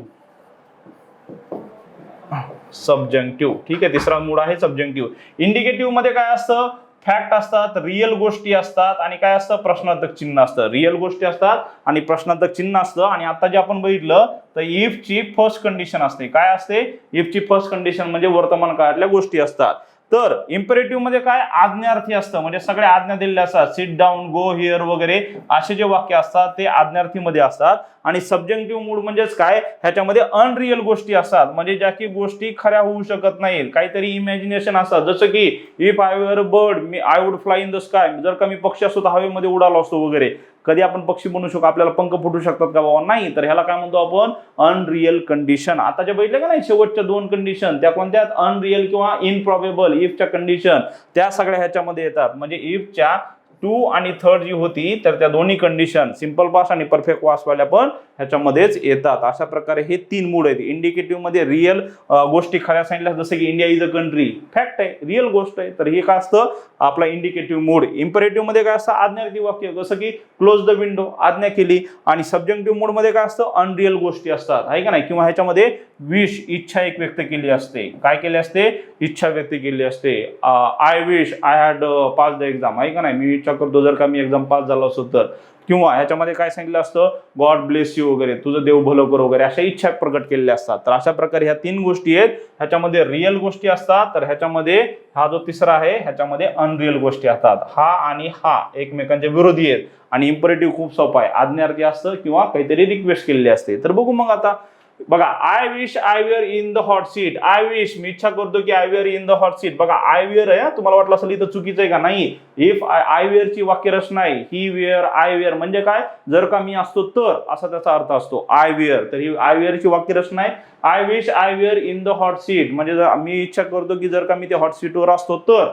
बघा हे कोणतं आहे, हे शक्य आहे का आता, नाही, हे भूतकाळ आहे का नाही, आय वेअर. मग भूतकाळ म्हणजे कोणती आली कंडिशन, सब्जेक्टिव्ह मूडची. तर हे जे आहे I wish I were in the hot seat कोणता असला पाहिजे, तर हा सब्जेक्टिव्ह मूड असला पाहिजे. ठीक आहे, म्हणजे पहिल्याचं एच येईल. नंतर बघा आर यू हॅपी, प्रश्न विचारलाय. प्रश्न कुठं असतो बघा इंडिकेटिव्ह मध्ये, एक तर रिअल गोष्टी सांगतात किंवा प्रश्न विचारलेला असतो. प्रश्न विचारलाय, इंडिकेट केलाय, प्रश्न विचारलाय, मग कोणते झाला, हा इंडिकेटिव्ह मूड झाला, आहे का नाही, कोणता झाला indicative.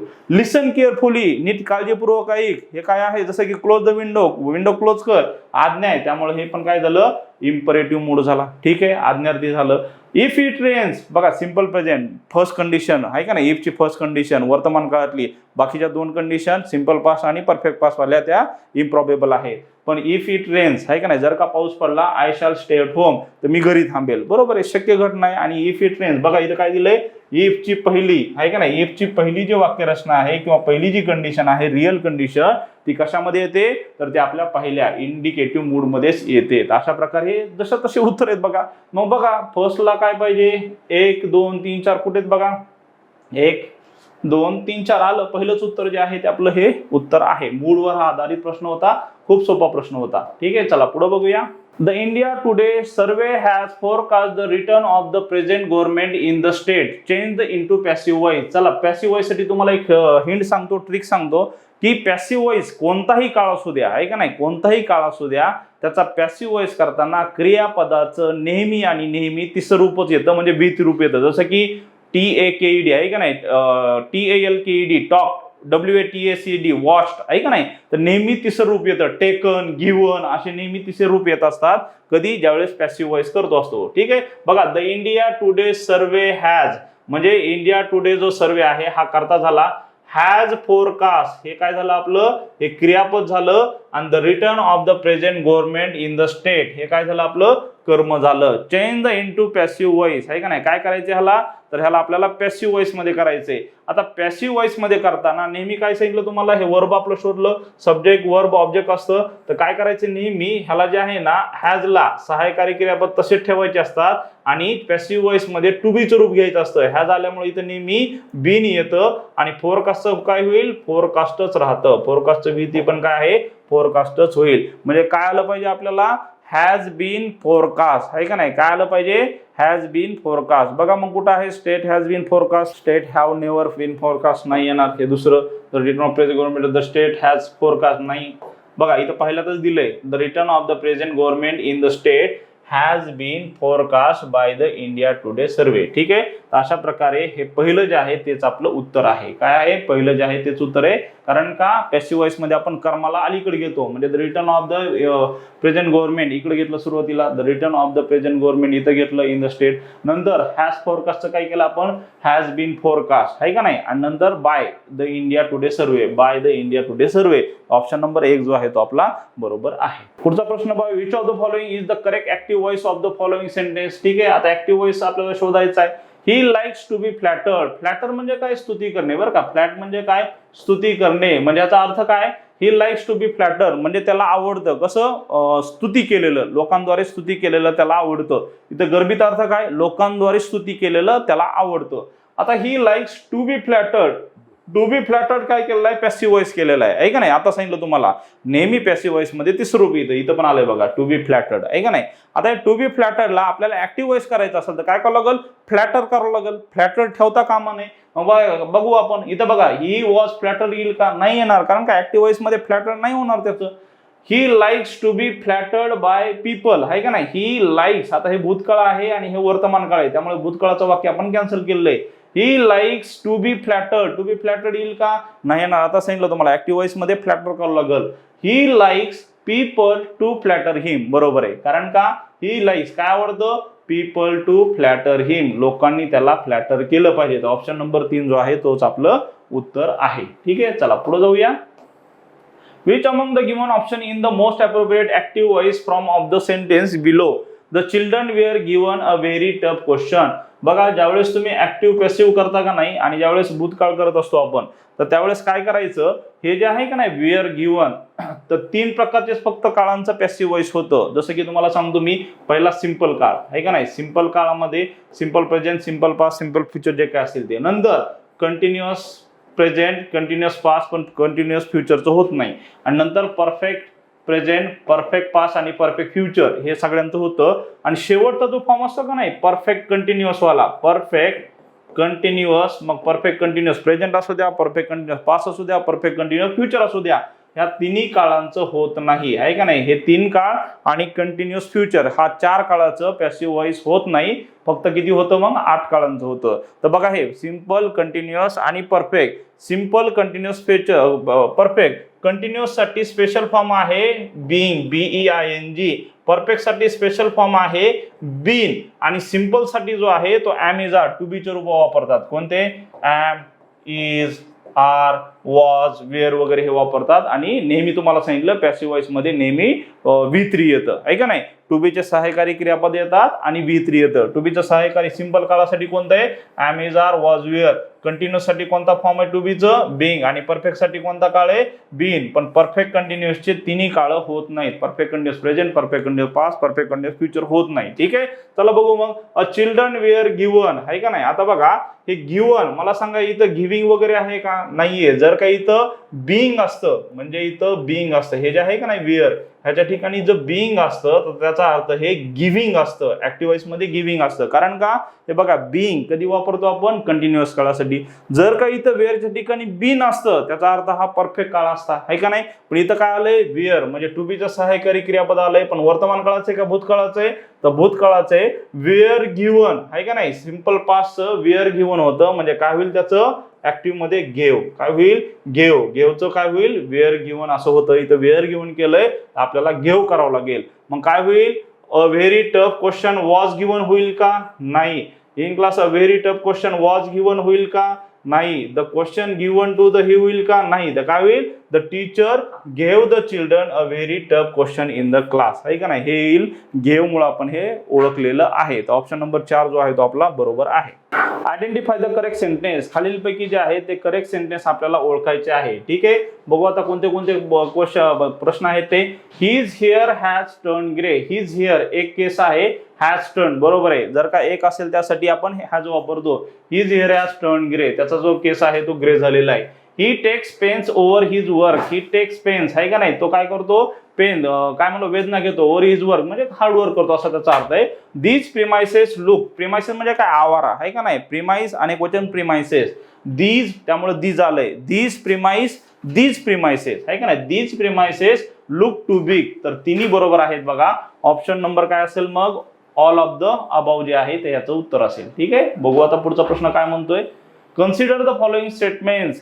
Some nouns have the same form in singular as well as in plural. हा, काही जे नाउन असतात ते असे असतात की त्यांचं सिंग्युलर पण एकच असतो आणि प्लुरल पण तेच असतो आहे का नाही. सिंग्युलरचं एक वचन आणि प्लुरल पण सेमच असतो, बरोबर. काही असे नाउन आहेत की ज्याचं सिंग्युलर पण तेच असतं आणि प्लुरल पण तेच असतं. असं नाही की कॅट आणि कॅट्स असं होतं, काहींचं होतं पण काहींचं होत नाही. तर पहिलं विधान बरोबर आहे बघा. काही आहेत गोष्टी, काही नाउन आहेत की काय आहेत की त्यांचं एक वचन आणि अनेक वचन मात्र सेम राहतं. A pronoun must have the same gender, number, person as the noun आहे का नाही.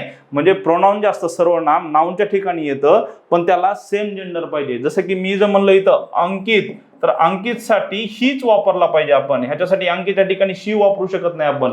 अंकित म्हणलं की त्याच्या ठिकाणी आपण काय वापरलं पाहिजे, ही हे सर्वनामच वापरलं पाहिजे. जसं काय म्हणतोय जेंडर सेम राहिलं पाहिजे, नंबर पण सेम राहिलं पाहिजे. असं नाही की अंकित आला एक वचन आणि इथं आपण घेतलं दे अनेक वचन, नाही जमत. अंकितसाठी हीच घ्यावा लागतो. आणि अँड पर्सन जसा आहे, पर्सन घेतला अंकित तर हीच आला पाहिजे. शी आले तर मुलीचं नाव आलं तर शीच आलं पाहिजे. The noun a pronoun must have the same gender, number and person as the noun. बरोबर आहे. तरी दोन्ही विधानं कशा आहेत बघा, दोन्ही विधानं जे आहेत ते एकदम बरोबर आहेत. तर उत्तर काय येईल आपलं, ए अँड बी दोन्ही आहे का नाही. ए अँड बी जे आहे तर ते दोन्ही जे आहे ते आपले बरोबर येईल. Option number both A and B. ठीक आहे, बरोबर. ऑप्शन नंबर 2 जो आहे तो बरोबर आहे. पुढचं पाहूया. I could not recollect all that had been said at the meaning. ठीक आहे, I could not recall all, मी काहीच रिकॉल म्हणजे आठवू शकलो नाही. I could not recall all, का बरं, त्याचं कारण काय, दॅट बघा, आय कुड नॉट रिकॉल आहे का नाही. I could not recall all, मी सगळ्या गोष्टी काय आठवू शकलो नाही. That had been said at the meeting, कोणत्या, की ज्या had been said at the meeting, ज्या मीटिंग मध्ये बोलल्या गेल्या होत्या त्या गोष्टी मी आठवू शकलो नाही. इथं काय आला पाहिजे, दॅट आला पाहिजे. I could not recall all, मी सगळं काही आठवू शकलो नाही की जे that had been said at the meeting. दॅटचा अर्थ काय इथं, की आहे का नाही, की ज्या मीटिंग मध्ये बोलल्या गेल्या होत्या. मग इथं काय येईल, इथं दॅट आहे का नाही. ऑप्शन नंबर जो आहे तो बी येईल फक्त. म्हणजे उत्तर काय आलं पाहिजे ह्याचं, इथं व्हॉट येईल का, I could not recall all what had been said in the, what येईल का इथं, what had been said at the meeting नाही. इथं मोस्ट प्रोबेबल कोणतं आहे, दॅट आहे, की जे बोललं गेलं होतं. ठीक आहे, ऑप्शन बघा इथं काय येईल बघा, ऑप्शन नंबर फक्त बी वाला कुठं आहे, पहिलाच ओनली बी. ठीक आहे, ऑप्शन नंबर जो आहे तो एक येईल. ओनली बी जे आहे त्याचं उत्तर येईल, ओनली बी. चला पुढचं पाहूया. Choose the correct sentence. ठीक आहे, पुढील पैकी बरोबर सेंटेन्स कोणता आहे ते आपल्याला ओळखायचं आहे. I do not like these kind of novels आहे का नाही. दीज काइंड्स पाहिजे बरं का, इथं काय पाहिजे, these kinds. I do not like these kinds of novels. मला आणि करेक्ट विचारायचं आहे, इथं प्रिंटिंग मिस्टेक आहे. ठीक आहे मित्रांनो, दीज काइंड्स आहे खरं तर. I do not like these kinds of novels, बरोबर आहे. दीज अनेक वचन आहे, काइंड्स आणि नॉवेल्स अनेक वचन असल्यामुळं पहिलं बरोबर आहे. ओरल इन्स्ट्रक्शन्स आहे का नाही, अनेक वचन. ओरल इन्स्ट्रक्शन अनेक वचन आल्यामुळे हॅव आलं. Oral instructions have no legal validity, बरोबर आहे. जर काही इथं इन्स्ट्रक्शन असतं तर इथं हॅज आलं असतं. इथं इन्स्ट्रक्शन आहे त्यामुळे हॅव बरोबर आहे.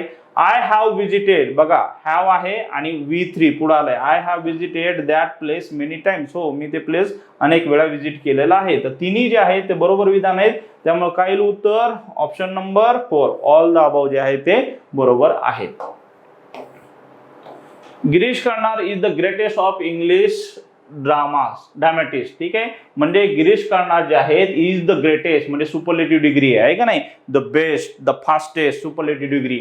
The greatest of English dramatist म्हणजे जेवढे काही इंग्लिश नाटककार होते त्याच्यापैकी ते सगळ्यात बेस्ट होते. नेहमी लक्षात ठेवा, MPSC आयोगाच्या अनुसार काय आहे, जर का सुपरलेटिव्ह डिग्री दोन प्रकारच्या, एक तर ही प्रकारची ऑफ इंग्लिश ड्रामॅटिस्ट, सगळ्या ड्रामॅटिस्टमध्ये ते सगळ्यात बेस्ट होते. आणि दुसरं असतं one of the best. Sachin Tendulkar is the one of the best batsman आहे का नाही. सगळे जे बॅट्समॅन आहेत त्याच्यापैकी तो सगळ्यात बेस्ट, 10 जणांपैकी तो एक बेस्ट आहे असं म्हणता येईल आपल्याला. किंवा Virat Kohli is the best players, one of the best players. Virat Kohli जो आहे तो one of the best players म्हणजे काय, जेवढे काय 8-10 प्लेयर बेस्ट आहे जगातले त्याच्यापैकी तो एक आहे. म्हणजे सुपरलेटिव्ह डिग्री दोन प्रकारची असते. एक म्हणजे काय, जगातला सगळ्यात बेस्ट असं म्हणायचं, Virat Kohli is the best player. आणि दुसरं कसं, Virat Kohli is one of the best players, की जेवढे काय 8-10 बेस्ट प्लेयर आहेत त्याच्यापैकी तो एक आहे. तर अशा दोन प्रकारच्या सुपरलेटिव्ह डिग्री असतात. त्याच्यापैकी हा पहिला प्रकार आहे ऑफ इंग्लिश ड्रामॅटिस्ट, म्हणजे सगळ्या ड्रामॅटिस्ट म्हणजे हा बेस्ट आहे. ज्यावेळेस हा पहिला प्रकार येतो त्यावेळेस ह्याचं रूपांतर कसं होतं, पॉझिटिव्ह डिग्रीमध्ये नो अदर. ठीक आहे, नो न सुरू होतं. ठीक आहे, आणि कंपॅरेटिव्ह मध्ये त्याचं काय होतं, एनी अदर. कंपॅरेटिव्ह मध्ये काय होतं, एनी अदर आहे का नाही. नो अदर आणि एनी अदर. कंपॅरेटिव्ह मध्ये लक्षात ठेवा नो अदर, कारण का इथं आपल्याला कंपॅरेटिव्ह सांगितलंय आणि कंपॅरेटिव्ह मध्ये ह्याचं कशामध्ये रूपांतर होतं, नो अदर मध्ये रूपांतर होतं. ठीक आहे, बघा गिरीश कर्नाड इज, आणि जर का इथं वन ऑफ द बेस्ट असतं तर मग तिथं काय झालं असतं, मग मोस्ट अदर. एनी अदरच्या ठिकाणी काय आलं असतं, मग तिथं मोस्ट ऑदर आलं असतं. जर का वन ऑफ द बेस्ट असं आलं असतं, पण इथं वन ऑफ द बेस्ट आहे का, नाही. इथं डायरेक्ट सांगितलंय बेस्ट आहे, त्यामुळे मोस्ट ऑदर इथं येणार नाही. इथं काय येणार, एनी ऑदर येणार. ठीक आहे, बघा मग एनी ऑदर कुठं आहे, Girish Karnad is as great as other. इथं कंपॅरेटिव्ह हे पॉझिटिव्ह डिग्री येईल का, ॲज ग्रेट ॲज नाही येणार. Girish Karnad is the greatest English dramatist, नाही काय कंपॅरेटिव्ह नाहीये, डायरेक्ट सुपरलेटिव्हच ही. Girish Karnad is greater than any other, बघा ग्रेटर दॅन कंपॅरेटिव्ह आहे आणि एनी ऑदर आलंय, त्यामुळं हे बरोबर आहे, सी बरोबर आहे. Girish Karnad is the best superlative, बघा हे तिन्ही जे आहेत ना हे पॉझिटिव्ह डिग्री आणि हे जे आहेत हे सुपरलेटिव्ह डिग्री. सुपरलेटिव्ह डिग्री सांगितलीच नाही, आपल्याला काय सांगितली कंपॅरेटिव्ह करा. कंपॅरेटिव्हचं एकच वाक्य आहे ते म्हणजे काय सी, तर काय येईल only option C. Option number 4 जे आहे त्याचं उत्तर आहे only option C. Choose the words having opposite to that of appreciate. बघा ॲप्रिशिएट म्हणजे काय की ॲप्रिशिएट करणं, आपण म्हणतो का नाही त्याला ॲप्रिशिएट करा आहे का नाही. ॲप्रिशिएट हा पॉझिटिव्ह मिनिंग आहे, तर त्याच्याप्रमाणे कोणता शब्द आहे तर काय सांगितलं त्यांनी ऑपोजिट, म्हणजे विरोधार्थी शब्द आपल्याला शोधायचा आहे ऑपोजिट. ठीक आहे, बघू आपण मग ह्या ॲप्रिशिएटच्या विरोधार्थी कोणता असू शकतो. ॲप्रिशिएट म्हणजे काय की त्याला ॲप्रिशिएट करणं, त्याला योग्य म्हणणं असा त्याचा अर्थ आहे. इथं बघा कंडेम म्हणजे काय निंदा करणं. ठीक आहे, हा त्याचा विरोधार्थी झाला. ॲप्रिशिएट म्हणजे काय स्वीकार करणे, तर ह्याचं काय झालं कंडेम म्हणजे निंदा करणं, तर हा बरोबर आहे, एक अँटोनिम आहे. ऑपोजिट म्हणजे काय विरोधार्थी शब्द शोधायचा आहे. दुसरं बघा डेप्रिशिएट आहे का नाही, डेप्रिशिएट नंतर काय डिसेंड. आता बघा कंडेम म्हणजे काय निंदा करणं, हा शब्द आपल्याला पाहिजेच. डिसेंड म्हणजे काय, डिसेंड म्हणजे काय म्हणू आपण त्याला खाली फेकलेला किंवा काहीतरी दुसरा डिसेंड वगैरे असतं का नाही, त्याचा हा डिसेंड असा त्याचा अर्थ आहे डिसेंड, तर हा येईल का, ह्याचा काही अर्थ आहे का अप्रिशिएटच्या विरोधार्थी ह्याचा निंदा करण्याचा डिसेंडचा काय अर्थ आहे का, काहीच नाहीये, त्यामुळे हा तर शब्द नसलाच पाहिजे सी. नंतर बघा रिजेक्ट म्हणजेच काय की आपण म्हणतो का नाही एखादी गोष्ट आपण रिजेक्ट केलं, समजा त्या एखाद्या व्यक्तीनं प्रपोजल टाकलं होतं आम्हाला की तुम्ही असं करा, पण आम्ही काय केलं त्याचं जे आहे ते प्रपोजल रिजेक्ट केलं आम्ही, तर हा रिजेक्ट अर्थ झाला. बघा जर का विचार केला आपण ॲप्रिशिएट म्हणजे काय की आपण त्या गोष्टीला स्वीकारणं असं म्हणू आपण त्याला आहे का नाही, चांगलं म्हणणं. त्याच्या विरोधार्थी शब्द जर शोधायचा असेल तर मग आपल्याला काय करावं लागेल, एक तर कंडेम हा बरोबर आहे आणि दुसरा डिप्रिशिएट म्हणजे पण काय ह्याचा अर्थ निंदा करणं किंवा वाईट म्हणणं असा अर्थ होतो, दोन्ही अर्थ होतो डिप्रिशिएट निंदा करणं किंवा वाईट म्हणणं. तर अशा प्रकारे कंडेम आणि डिप्रिशिएट हे त्याचे परफेक्ट ऑपोजिट आहेत. डिसेंड आणि रिजेक्ट हे नाही आहेत, तर ए आणि बी जे आहे त्याचं उत्तर असलं पाहिजे, ए आणि बी. ऑप्शन नंबर 2 जे आहे त्याचं उत्तर असेल. पुढचं बघा study the following sentences and choose the most appropriate option. He is a professional driver but does not know how to drive on highway. इथं काय सांगितले त्यांनी choose the most appropriate option, म्हणजे खालीलपैकी मोस्ट अप्रोप्रिएट ऑप्शन कोणते बरोबर आहेत, grammatically कोणतं बरोबर आहे ते आपल्याला शोधायचंय. ठीक आहे, बघू. ही is a professional driver but does not, बघा इथं प्रोफेशनल ड्रायव्हर आहे एक वचन, त्यामुळे इथं डज नॉट आलं, बरोबर आहे. Does not know how to drive on highway, तर हे पहिलं विधान बरोबर आहे. आय वंडर काय मी शोधलं, where to look for these rare books, बरोबर आहे. दीज हे अनेक वचन आहे, धीस एक वचन असतं, तर दीज जे आहे ते अनेक वचन असतं. दीज रेअर बुक्स, बरोबर आहे, बुक्स आल्यामुळे इथं दीज वापरलंय, त्यामुळे बी पण बरोबर आहे. Do you know to contact in case of an emergency. Do you know to contact आहे का नाही, do you know to contact in case of an emergency, नाही असं नाही विधान असलं पाहिजे, हे चुकीचं आहे बरं का. डू यू नो आहे का नाही to contact, do you know आहे का नाही, do you know contact in case of emergency असं पाहिजे. Do you know to contact असं दिलंय, त्यामुळे ही वाक्य रचना चुकली मित्रांनो. काय झालं, ही वाक्य रचना चुकली, फक्त ए आणि बी बरोबर आहे. काय असलं पाहिजे, A and B are grammatically acceptable. C जो आहे तो आपण ऍक्सेप्ट करू शकत नाही. Do you know contact in case of emergency असं काहीतरी पाहिजे, पण इथं do you know to contact in case दिलंय, त्यामुळे विधान चुकलेलं आहे. ठीक आहे, चला पुढे जाऊया. Identify the correct sentence form of the following sentence. बघा काय दिलं इथं, I hope my instructions are clear enough. I have enough had of your excuses. I don't think he is really experienced enough for this sort of job. इथं आपल्याला सांगितलंय की correct sentence कोणते. ठीक आहे, आता बघू आपण करेक्ट सेंटेन्स कोणते कोणते आहेत, ह्याच्यापैकी आपल्याला चुकीचं शोधावं लागेल आणि करेक्ट जे आहे ते आपल्याला बघावं लागेल. ठीक आहे, बघू आता.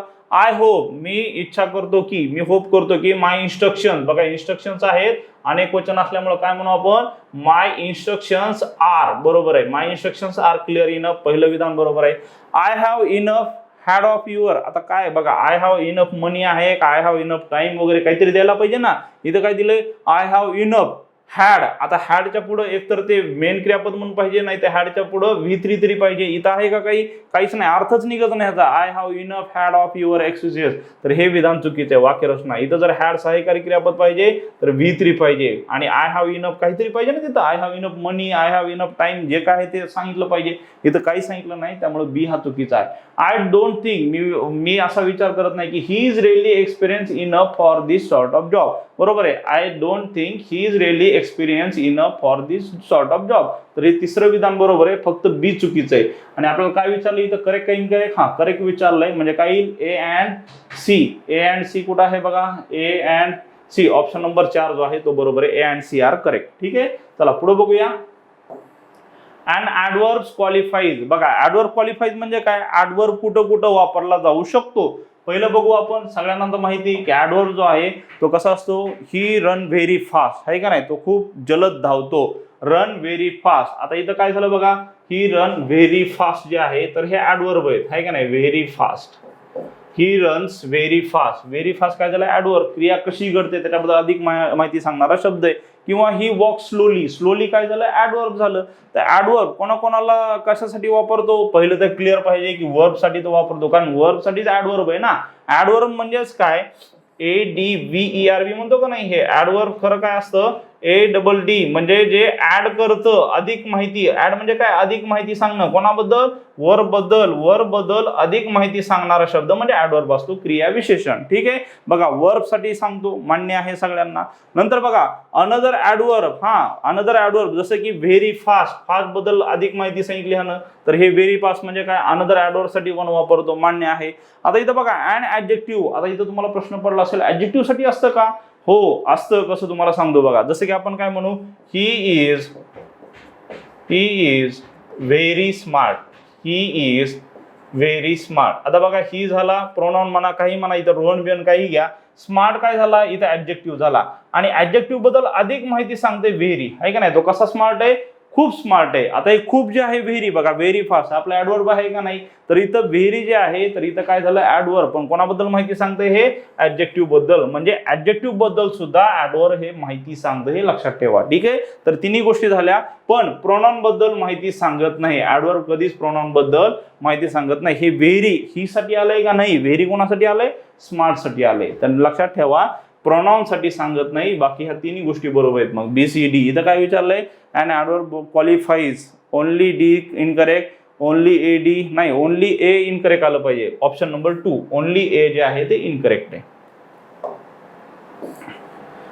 Choose the wrongly spelled word, म्हणजे खालीलपैकी चुकीची स्पेलिंग वाले शब्द ओळखा. अमेटियर, AMATEUR बरोबर आहे. अमेटियर, कारण का? अमेटियर म्हणजे काय? जे आणखीन काय म्हणू आपण, मॅच्युअर झालेलं नाहीये, आहे का नाही? तर असे लोक अमेटियर असतात. रेफर्ड, हा रेफर्ड बरोबर आहे स्पेलिंग, RED. नंतर अमॅच्युअर, हा अमॅच्युअर नसतं कधीच, हा अमॅटियर असतं. अमॅच्युअर हा शब्द नसतो, त्यामुळे हा चुकीचा आहे. आणि अमॅच्युअर हे स्पेलिंग चुकीचं आहे, हे बरोबर आहे अमॅटियर. एक्सप्लेनेशन नाही, एक्सप्लेनेशनचं बघा, एक्सप्लेन ज्यावेळेस शब्द लिहितात त्यावेळेस हा बरोबर आहे आय, पण ज्यावेळेस एक्सप्लेनेशन लिहितात त्यावेळेस कसं आलं पाहिजे? EXPLANATION. ठीक आहे, इथं आय येत नाही, इथं आय टाकला त्यांनी, त्यामुळे हा चुकलेला आहे. ठीक आहे, राहिला कोणता? Occasion, OCCA. हा बरोबर आहे. फक्त बी आणि ई चुकीचे. बी आणि ई चुकीचे बघा, बी आणि ई. ओनली बी आणि ई जे आहे ते चुकीचे आहे. हे काय पुढचा पॅराग्राफ आहे, सगळ्यांना माहिती. हा वैयक्तिक आपण सॉल्व्ह करायचा असतो. जे काय पॅराग्राफ आहे ते वैयक्तिक आकलन करून याचं उत्तर लिहायचं असतं. ते आपण सगळ्यांनी उत्तर लिहिलंच असतील. 71 ते 75 हे प्रश्न आहेत, हे सगळ्यांनी उत्तर लिहिलंच असेल असं मी समजतो. आणि आपण पुढचं डिस्कशन घेऊया, कारण का ह्याच्यामध्ये आपण काय डिस्कशन घेणार. ठीक आहे, हे आपण प्रत्येकाने वैयक्तिक लेवलला आकलन करून हा सॉल्व्ह करायचा असतो. त्यामुळे आपण पुढच्या ग्रामरची चर्चा करू आपण. ठीक आहे, choose the correct meaning of the underline idiom in the sentence. खालीलपैकी जे इडियम आहे, इडियम म्हणजे काय? वाक्प्रचार. जसे आपल्याकडे म्हणी आहेत, काकेत कसा, गावाला वळसा वगैरे, त्या टाईपमध्ये. तर इकडे सांगितलं त्यांनी की फॉर अ लोअर, ठीक आहे, for a lower middle class family a luxury car would only be a white elephant. बघा हे आपल्या मराठीमध्ये पण आहे बरं का. पांढरा हत्ती पाहून काय करायचं आहे का नाही? तो पांढरा हत्ती. पांढरा हत्ती म्हणजे काय? उगाच काहीतरी मोठी गोष्ट आणून ठेवायची घरामध्ये, त्याचा काय वापरच नाहीये.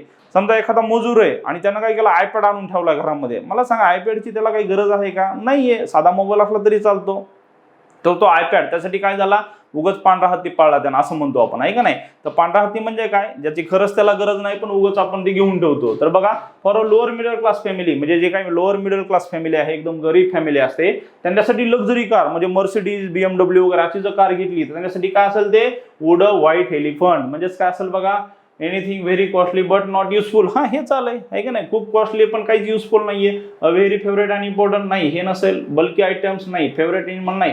तर मेन उत्तर काय बघा, एकदम प्रॉपर आहे. तर anything very costly and not useful, त्यालाच म्हणतो आपण पांढरा हत्ती पाळणं. ठीक आहे, तर उत्तर आहे आपलं ऑप्शन नंबर 1. पुढे बघूया, filling the blanks with suitable. काय म्हणते filling the blanks with suitable preposition showing time. Preposition म्हणजे काय, जे प्री अगोदर येतात आणि पोझिशन सांगतात त्या वस्तूची किंवा नामाची, जसं की ऑन, बिलो, आहे का नाही, अबाव, काय सांगतात, हे पोझिशन सांगतात.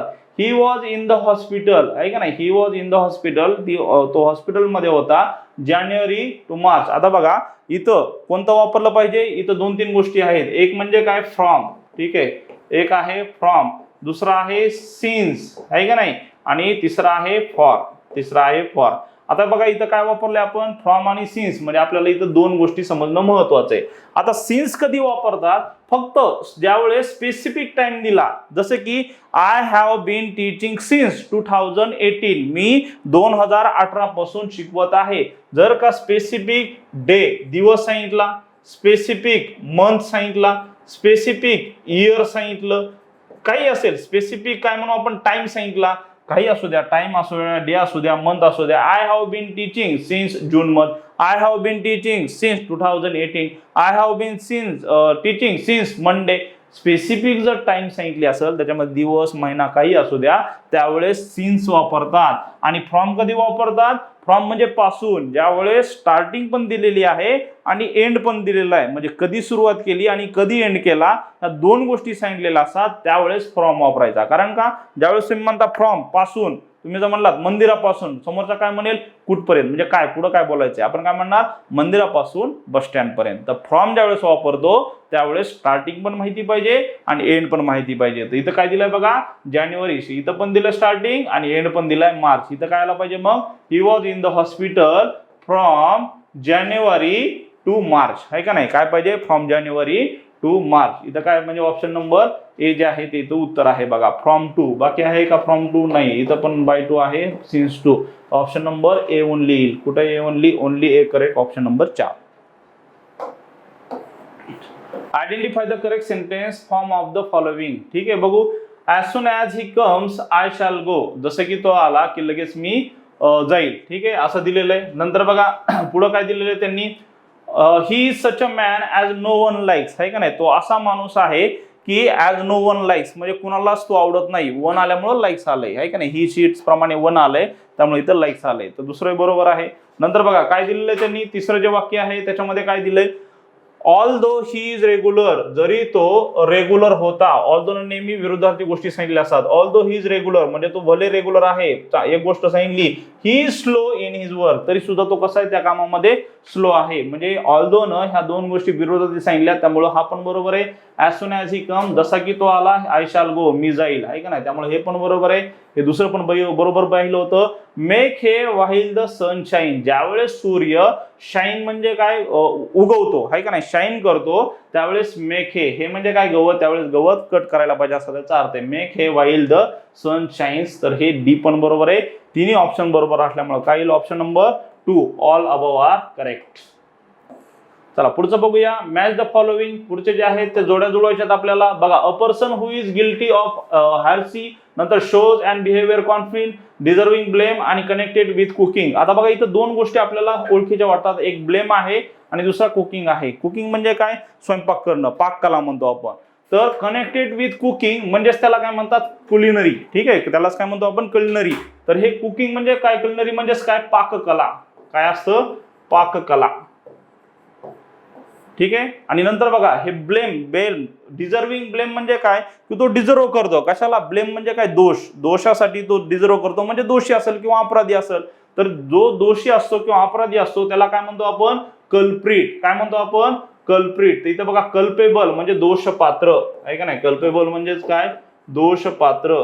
कल्पेबल म्हणजे दोषपात्र. तर डिझर्विंग ब्लेम तर काय असेल त्याचा इकडं मिनिंग, कल्पेबल, कल्प म्हणजे काय, दोष, गुन्हा करणे, दोष करणे, कल्पेबल. कनेक्टेड कुकिंग म्हणजे काय, कुलिनरी. तर बघा मग हे डी चं फर्स्ट आलं पाहिजे. डी चं फर्स्ट कुठे आहे, इथं एक आहे, इथं एक आहे, त्यामुळं ऑप्शन 2 आणि 3 तर निघून गेले, 1 आणि 4 राहिले. बघू आता डिझर्विंग ब्लेम, ठीक आहे, सी चं 4 पाहिजे, सी चं 4 बघा इथं 4 आहे, हा आलं उत्तर आपलं, आहे का नाही, ऑप्शन नंबर 1 आहे. ए चं काय येईल मग, second, a person who is guilty of heresy, ह्यालाच काय म्हणतात, हेरेक्टिक. आणि नंतर काय दिलं इथं, बी स्लोली अँड बिहेवियर कॉन्फिडन्स म्हणजे काय, फ्लेमबॉयंट. तर अशा प्रकारे ऑप्शन नंबर 1 जे आहे ते आपलं उत्तर आहे. Choose the correct alternative for the following, ठीक आहे, खालीलपैकी ह्याच्यासाठी आपण अल्टरनेट शोधायचा. शी वॉज स्ट्रॉंग अँड इमोशनल, ती कशी होती, स्ट्रॉंग पण होती आणि इमोशनल पण होती. ठीक आहे, बघू आता. Use not only but also, हा नॉट ओनली बट ऑल्सोचा ह्याच्यामध्ये वाक्यरचना करायची. बघा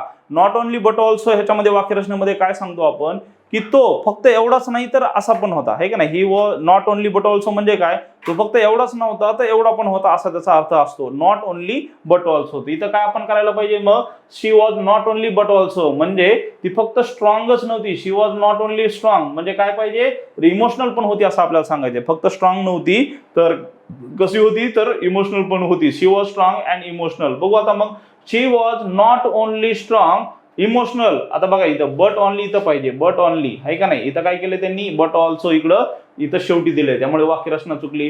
शी वॉज नॉट ओनली बरोबर आहे का नाही, शी वॉज नॉट ओनली, पण इथं इमोशनल बट ऑल्सो शेवटी नसतं, ठीक आहे, बट ऑल्सो इमोशनल असं पाहिजे. शी नॉट ओनली नाही, शी वॉज नॉट ओनली असं पाहिजे, त्यामुळे ही पण वाक्यरचना चुकली आहे. She was not only strong बरोबर आहे, she was not only strong but also emotional बरोबर. ऑप्शन नंबर 3 जो आहे तो आपला एकदम परफेक्ट आहे. Not only she was strong but also, not only अगोदर नसतं, अगोदर करता घ्यायचा असतो. She was not only but also, कारण का कंपॅरिझन इथं कशामध्ये आहे, ऍडजेक्टिव्ह मध्ये आहे.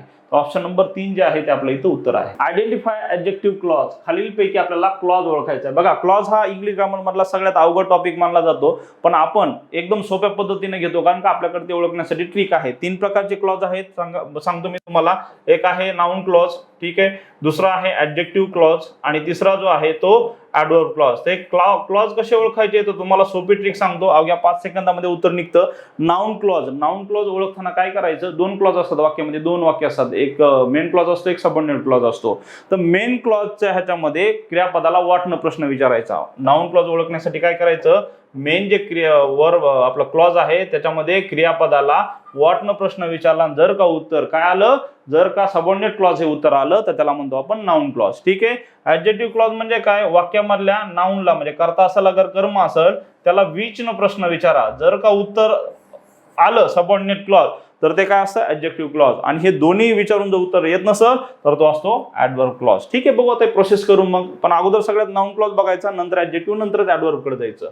बघा आयडेंटिफाय आपल्याला काय विचारलंय, ऍडजेक्टिव्ह क्लॉज ओळखायचा. ऍडजेक्टिव्ह क्लॉज म्हणजे काय, मेन जे आपलं क्लॉज आहे त्याच्याला जे नाउन आहे कर्ता किंवा कर्म त्याला विच न प्रश्न विचारायचा आहे, जर का उत्तर आलं तर ऍडजेक्टिव्ह क्लॉज आहे. बघू, the organisers invited entries that did not exceed 1000 words. ठीक आहे, द ऑर्गनायझर्स इन्व्हायटेड एंट्रीज हा आपला मेन क्लॉज झाला.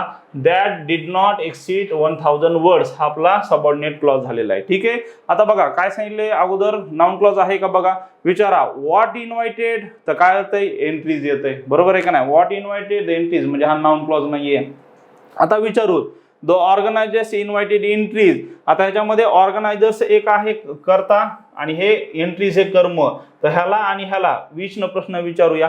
पहिल्यांदा कर्मालाच विचारू डायरेक्ट, कारण का कर्मावरूनच कळतं लगेच. द ऑर्गनायझर्स इन्व्हायटेड एंट्रीज, विचारा विच एंट्रीज, कोणत्या entries, that did not exceed 1000 words, उत्तर येतंय. त्यामुळे विच न प्रश्न विचारल्यास एंट्रीला उत्तर हे सबऑर्डिनेट क्लॉज येतोय, त्यामुळे हा आपला ऍडजेक्टिव्ह क्लॉज आहे. The time when the boat leaves is not at fix, the time बरोबर हे आहे, the time is not at fix हा झाला मेन क्लॉज, आणि वेन द बोट लिव्ह हे झालं काय आपला सबऑर्डिनेट क्लॉज. ठीक आहे, आता मेन क्लॉज बघा, the time is not at fix, ह्याच्यामधले वर्ब कोणतं आहे, इज. विचारा इज जो आहे तर त्याला आपल्याला प्रश्न विचारा, कोणतं, इज न, की what is not at fix, तर काय येते टाइम, पण सबऑर्डिनेट क्लॉज उत्तर येतोय का, व्हॉट न प्रश्न विचारल्यास नाही, त्यामुळे हा नाउन क्लॉज नाहीये. आता काय करा, the time is not at fix म्हणलं, टाइम जो आहे त्याला विचारा विच न प्रश्न. ठीक आहे, विचारू विच टाइम कोणता time, when the boat leaves, which time जो की द बोट लिव्ज ज्यावेळेस बोट लिव्ह करते सोडते तो टाइम, म्हणजे उत्तर येतोय. त्यामुळे बी जे आहे ते आपला ऍडजेक्टिव्ह क्लॉज आहे. नंतर forgive us as we forgive our enemies, forgive us as we forgive our enemies, forgive us हे झालं मेन आणि as we forgive our enemies subordinate clause झाला. विचारा व्हॉट फॉरगिव्ह, नाही आलं उत्तर. विच फॉरगिव्ह म्हणजे विचनं तर विचारताच येत नाही, कारण का नाउन किंवा प्रोनाउन कर्म किंवा करता काहीच नाही ह्याच्यामध्ये, त्यामुळे सी काहीच नाही, हे येत नाही आपलं adjective clause. Although he is expert he is steel incomplete, आहे का नाही, ही स्टील इनकम्प्लीट हे काय झालं, मेन क्लॉज झाला. ऑल्दो ही इज एक्सपर्ट हा सबऑर्डिनेट क्लॉज झाला. विचारा व्हॉट इज स्टील इनकम्प्लीट, तर ही इज स्टील इनकम्प्लीट असं उत्तर येते, पण सबऑर्डिनेट क्लॉज उत्तर येतोय का त्याचा, नाही येत. व्हॉट न विच लिहा, विच ही नाही येत, विच इनकम्प्लिटंट नाही येत, त्यामुळे हा पण काय नाही आपला ऍडजेक्टिव्ह क्लॉज नाहीये. म्हणजे ए आणि बी हे फक्त आपले आहेत उत्तर. बघा A and B option number 2, only A and B हे आपलं आन्सर आहे. चला पुढे बघूया, पुढचा प्रश्न पाहूया. Point out the correct indirect narration of the following sentence, खालीलपैकी जे आहे ते करेक्ट इनडायरेक्ट नरेशन आपल्याला सांगायचे. इनडायरेक्ट नरेशन म्हणजेच काय, इनडायरेक्ट स्पीच. इनडायरेक्ट नरेशन म्हणजेच काय असतं, इनडायरेक्ट स्पीच असतं. ठीक आहे, डायरेक्ट आणि इनडायरेक्ट स्पीच आपल्याला माहिती आहे. फक्त 8 काळांचं जे आहे ते इनडायरेक्ट, डायरेक्टचं इनडायरेक्ट होतं. त्यामध्ये 8 काळ कोणते असतात बघा. पहिलं म्हणजे सिंपल प्रेझेंट, ठीक आहे, सिंपल प्रेझेंट. नंतर कोणता आपला माहिती आहे, कंटिन्युअस प्रेझेंट, ह्याचे 4 प्रकार. नंतर काय, परफेक्ट प्रेझेंट आणि नंतर परफेक्ट कंटिन्युअस प्रेझेंट. आता का लिहितोय, कारण का ह्याच्यावर स्ट्रिक आधारित आहे. नंतर पुढचं पास्ट टेन्सचं काय आहे, सिंपल पास्ट. नंतर कंटिन्युअस पास्ट, नंतर परफेक्ट पास्ट आणि नंतर शेवटचा कोणता आहे, परफेक्ट कंटिन्युअस पास्ट. तर ह्या फक्त एवढ्याच काळांचं काय होतं, डायरेक्टचं इनडायरेक्ट होतं. कसं लक्षात ठेवायचं, फक्त बाण मारायचा बघा. सिंपल प्रेझेंटचं सिंपल पास्ट होतं, कंटिन्युअस प्रेझेंटचं कंटिन्युअस पास्ट होतं, परफेक्ट पास्टचं परफेक्ट पास्ट होतं, परफेक्ट प्रेझेंटचं परफेक्ट पास्ट होतं आणि परफेक्ट कंटिन्युअस प्रेझेंटचं परफेक्ट कंटिन्युअस पास्ट होतं. हे झाले 4, पण मी तुम्हाला सांगितलं 8 काळांचे होतात. मग हे 4चं 4 मध्ये झालं. मग राहिले कोणते बघा, हे सिंपल पास्टचं कशामध्ये होतं, परफेक्ट पास्ट मध्ये, आणि कंटिन्युअस पास्टचं कंटिन्युअस परफेक्ट पास्ट मध्ये होतं. हे 4 झाले, हे 5 आणि हे 6 झाले. राहिले कोणते, हे परफेक्ट पास्ट आणि परफेक्ट कंटिन्युअस पास्ट. तर हे जशा तसे राहतात. ठीक आहे, बघू आता मग कोणता काळ आहे बघा. ही शी सेड, आहे का नाही, तिनं म्हटली, I missed the morning train yesterday. I missed करता आहे आणि मिस्ड म्हणजे V2 आहे. करताना ह्याच्यामध्ये कोणतं सहाय्यकारी क्रियापद आहे का, नाहीये. जसे की आय घेऊ तसं आय मिस्ड म्हणजे कोणता काळ आहे हा, सिंपल पास्ट. मग जर का सिंपल पास्ट असेल बघा, हे सिंपल पास्ट असेल त्याचं रूपांतर कशामध्ये होतं, परफेक्ट पास्ट मध्ये होतं. मग परफेक्ट पास्ट साठी काय पाहिजे, हॅड मिस्ड असं पाहिजे, बरोबर आहे का नाही, काय पाहिजे, हॅड मिस्ड पाहिजे. मग बघा कुठं आहे, इथं हॅड मिस्ड इथं आहे. शी मिस्ड येईल का, नाही, हॅड मिस्ड पाहिजे. शी हॅड मिस्ड इथं आहे, बरोबर. शी मिस्ड नाही, म्हणजे हॅड मिस्ड आणि हॅड हे 2 पैकी आलं पाहिजे. त्याच्यामध्ये हा जो असतो का नाही, आय वगैरे हे, हा 3 पर्सन आहेत आपल्याकडं. फर्स्ट पर्सन सगळ्यांना माहिती असेल, आय आणि वी आहे, ठीक आहे. नंतर सेकंड पर्सन कोणता आहे, यू आहे. आणि थर्ड पर्सन सगळ्यांना माहिती असेल, ही शी इट, काय आहे, ही शी इट. आता ज्या वेळेस फर्स्ट पर्सन असतो म्हणजे आय आणि बी असतो, तो कुठं, इथं बघा, इथं आय आहे का नाही, इन्व्हर्टेडच्या म्हणजे जिथून वाक्य सुरू होतं तिथं जर का फर्स्ट पर्सन असेल तर हा कोणावर अवलंबून असतो, बोलणाऱ्यावर अवलंबून असतो की बोलणारा कोण आहे, ठीक आहे, बोलणाऱ्यावर अवलंबून असतो. सेकंड पर्सन असेल तर सेकंड पर्सन जर का इथं आयच्या ठिकाणी यू असतं तर कोणावर अवलंबून असतो, ऐकणाऱ्यावर अवलंबून असतो. कोणावर असतो, ऐकणारा जो आहे त्याच्यावर अवलंबून असतो, म्हणजे कोण घ्यायचा. आणि थर्ड पर्सन असेल म्हणजे ही शीट वगैरे असेल तर हे सेम राहतं, ॲज इट इज. ही असेल तर ही राहतं, शी असेल तर शी राहतं. इथं बघा, इथं कोण आहे, आय आहे. आय म्हणजे फर्स्ट पर्सन. फर्स्ट पर्सन कोणाला असतो, बोलणारा. बोलणारा कोण आहे बघा, ही शी आहे का नाही, म्हणजे आयच्या ठिकाणी काय लिहितं, शी. म्हणजे आय मिसळचं काय होईल, शी. सिंपल पास्टचं परफेक्ट पास्ट म्हणजे शी हॅड मिस्ड असं आलं पाहिजे. काय आलं पाहिजे, शी हॅड मिस्ड. बघा, she said that she had missed the morning train the previous day, बरोबर. येस्टरडेचं काय होतं, मागचा दिवस, द प्रिव्हियस डे, बरोबर आहे. आणि बघा शी टोल्ड, टोल्ड येत नाही. टोल्ड कधी येतं?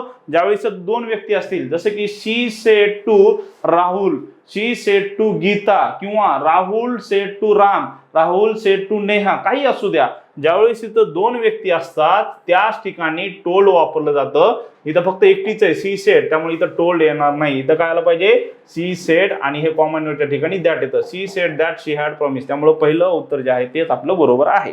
ठीक आहे, चला पुढे जाऊया. पुढचा प्रश्न पाहूया. बघा पुढचा प्रश्न आहे, which one of the following explanations express the meaning of the word. कोणतं? Teetotaller. बघा हा जो शब्द आहे तो लक्षात ठेवा, खूप महत्वाचा शब्द आहे. T toddler. काय आहे? T toddler. टी टोटलर म्हणजेच काय? ज्याला जे आपलं ज्याला म्हणतो आपण दारू, आहे का नाही?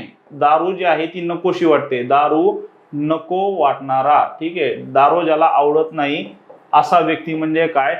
T toddler. टी टोटलर म्हणजे काय? ज्याला दारू आवडत नाही. ठीक आहे, असा व्यक्ती. मग बघा, a person who is addicted to alcoholic drinks येईल का? ज्याला व्यसन आहे दारूचं? नाही येणार, कारण का हा तर व्यसनी आहे, याच्या एकदम विरुद्ध आहे अर्थ.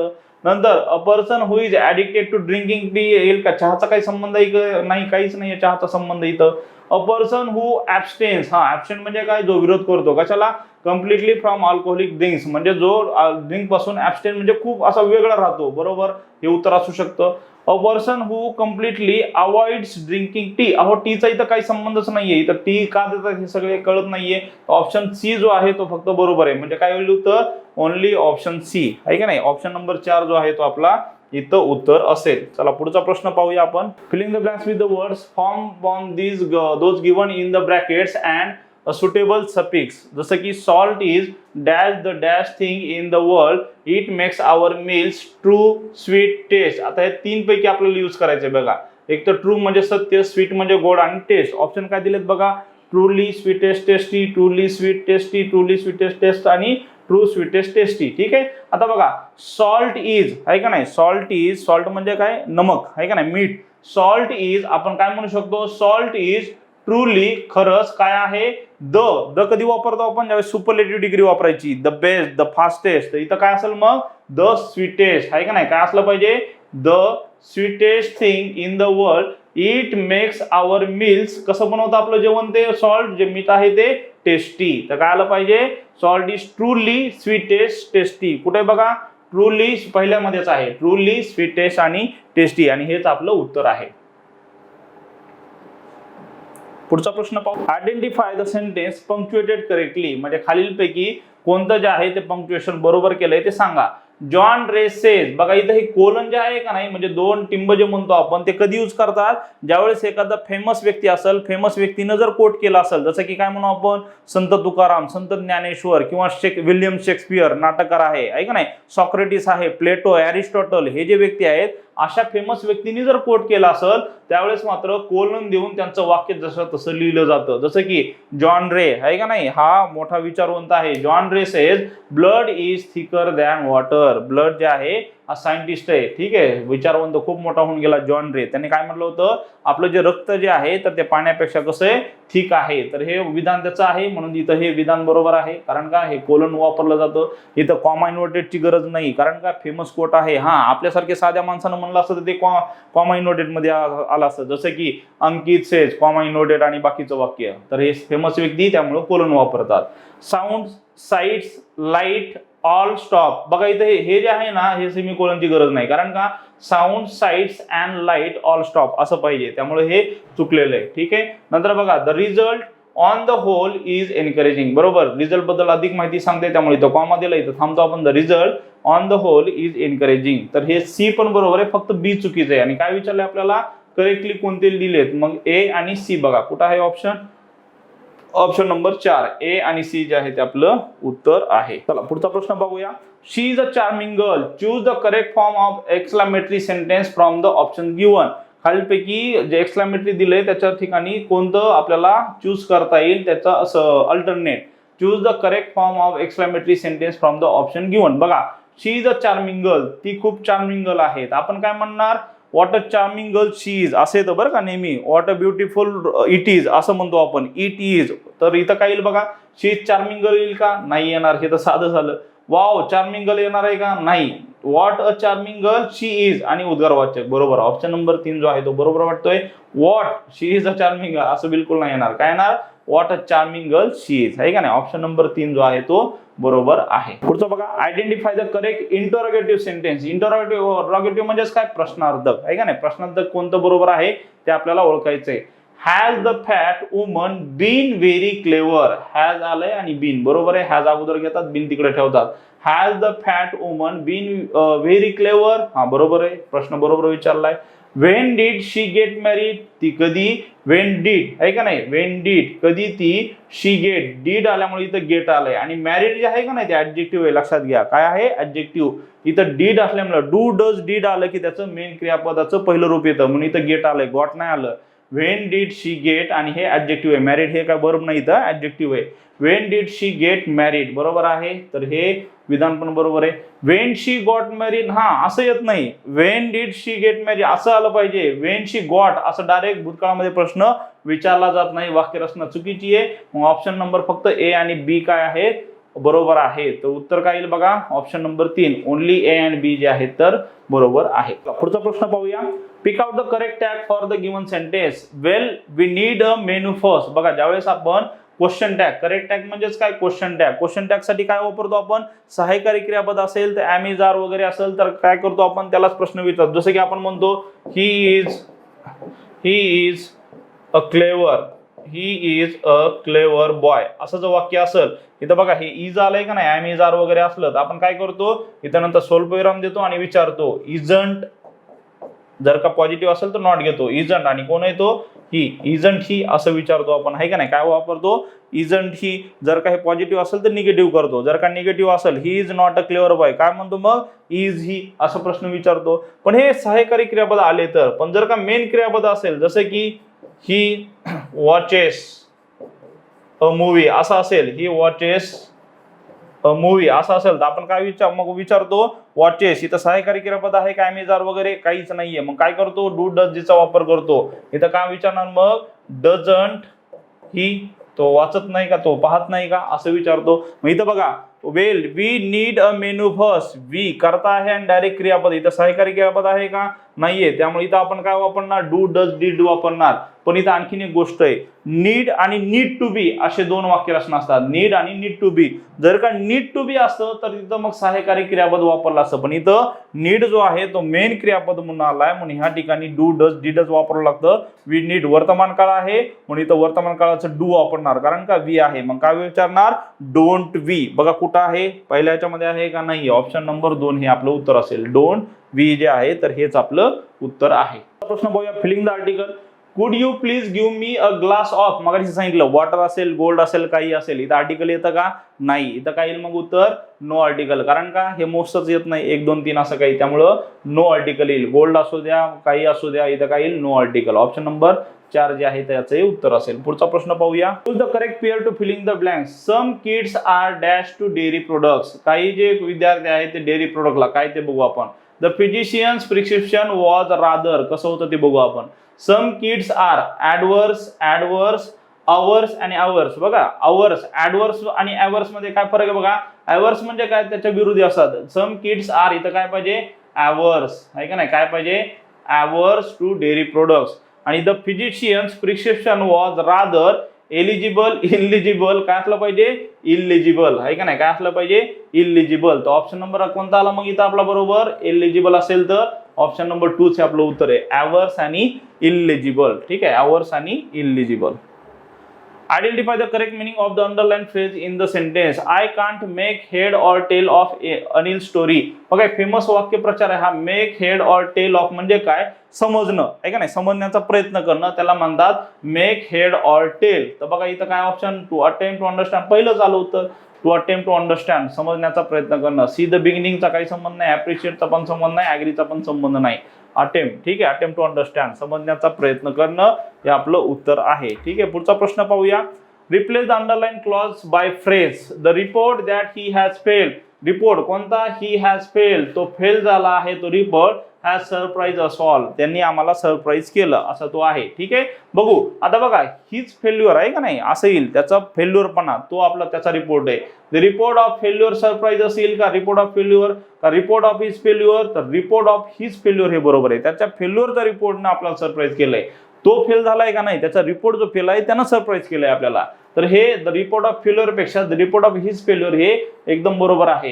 His failed report has surprise, failed report कधी नसतो. ठीक आहे, रिपोर्ट फेल नसतो, असं ऍडजेक्टिव्ह नाही करताय. The report that he failed, बघा द रिपोर्ट ही फेल्ड, भूतकाळ केलाय, इथं काळ आहे वर्तमान काळ, काळ बदलून पण जमत नसतं, त्यामुळे इथं काळ बदललाय, इथं फेल्ड रिपोर्ट हॅज सरप्राईज हे बरोबर नाही, इथं फेल्ड पास्ट टेन्स केलाय, त्यामुळे हे पण चुकीचं आहे.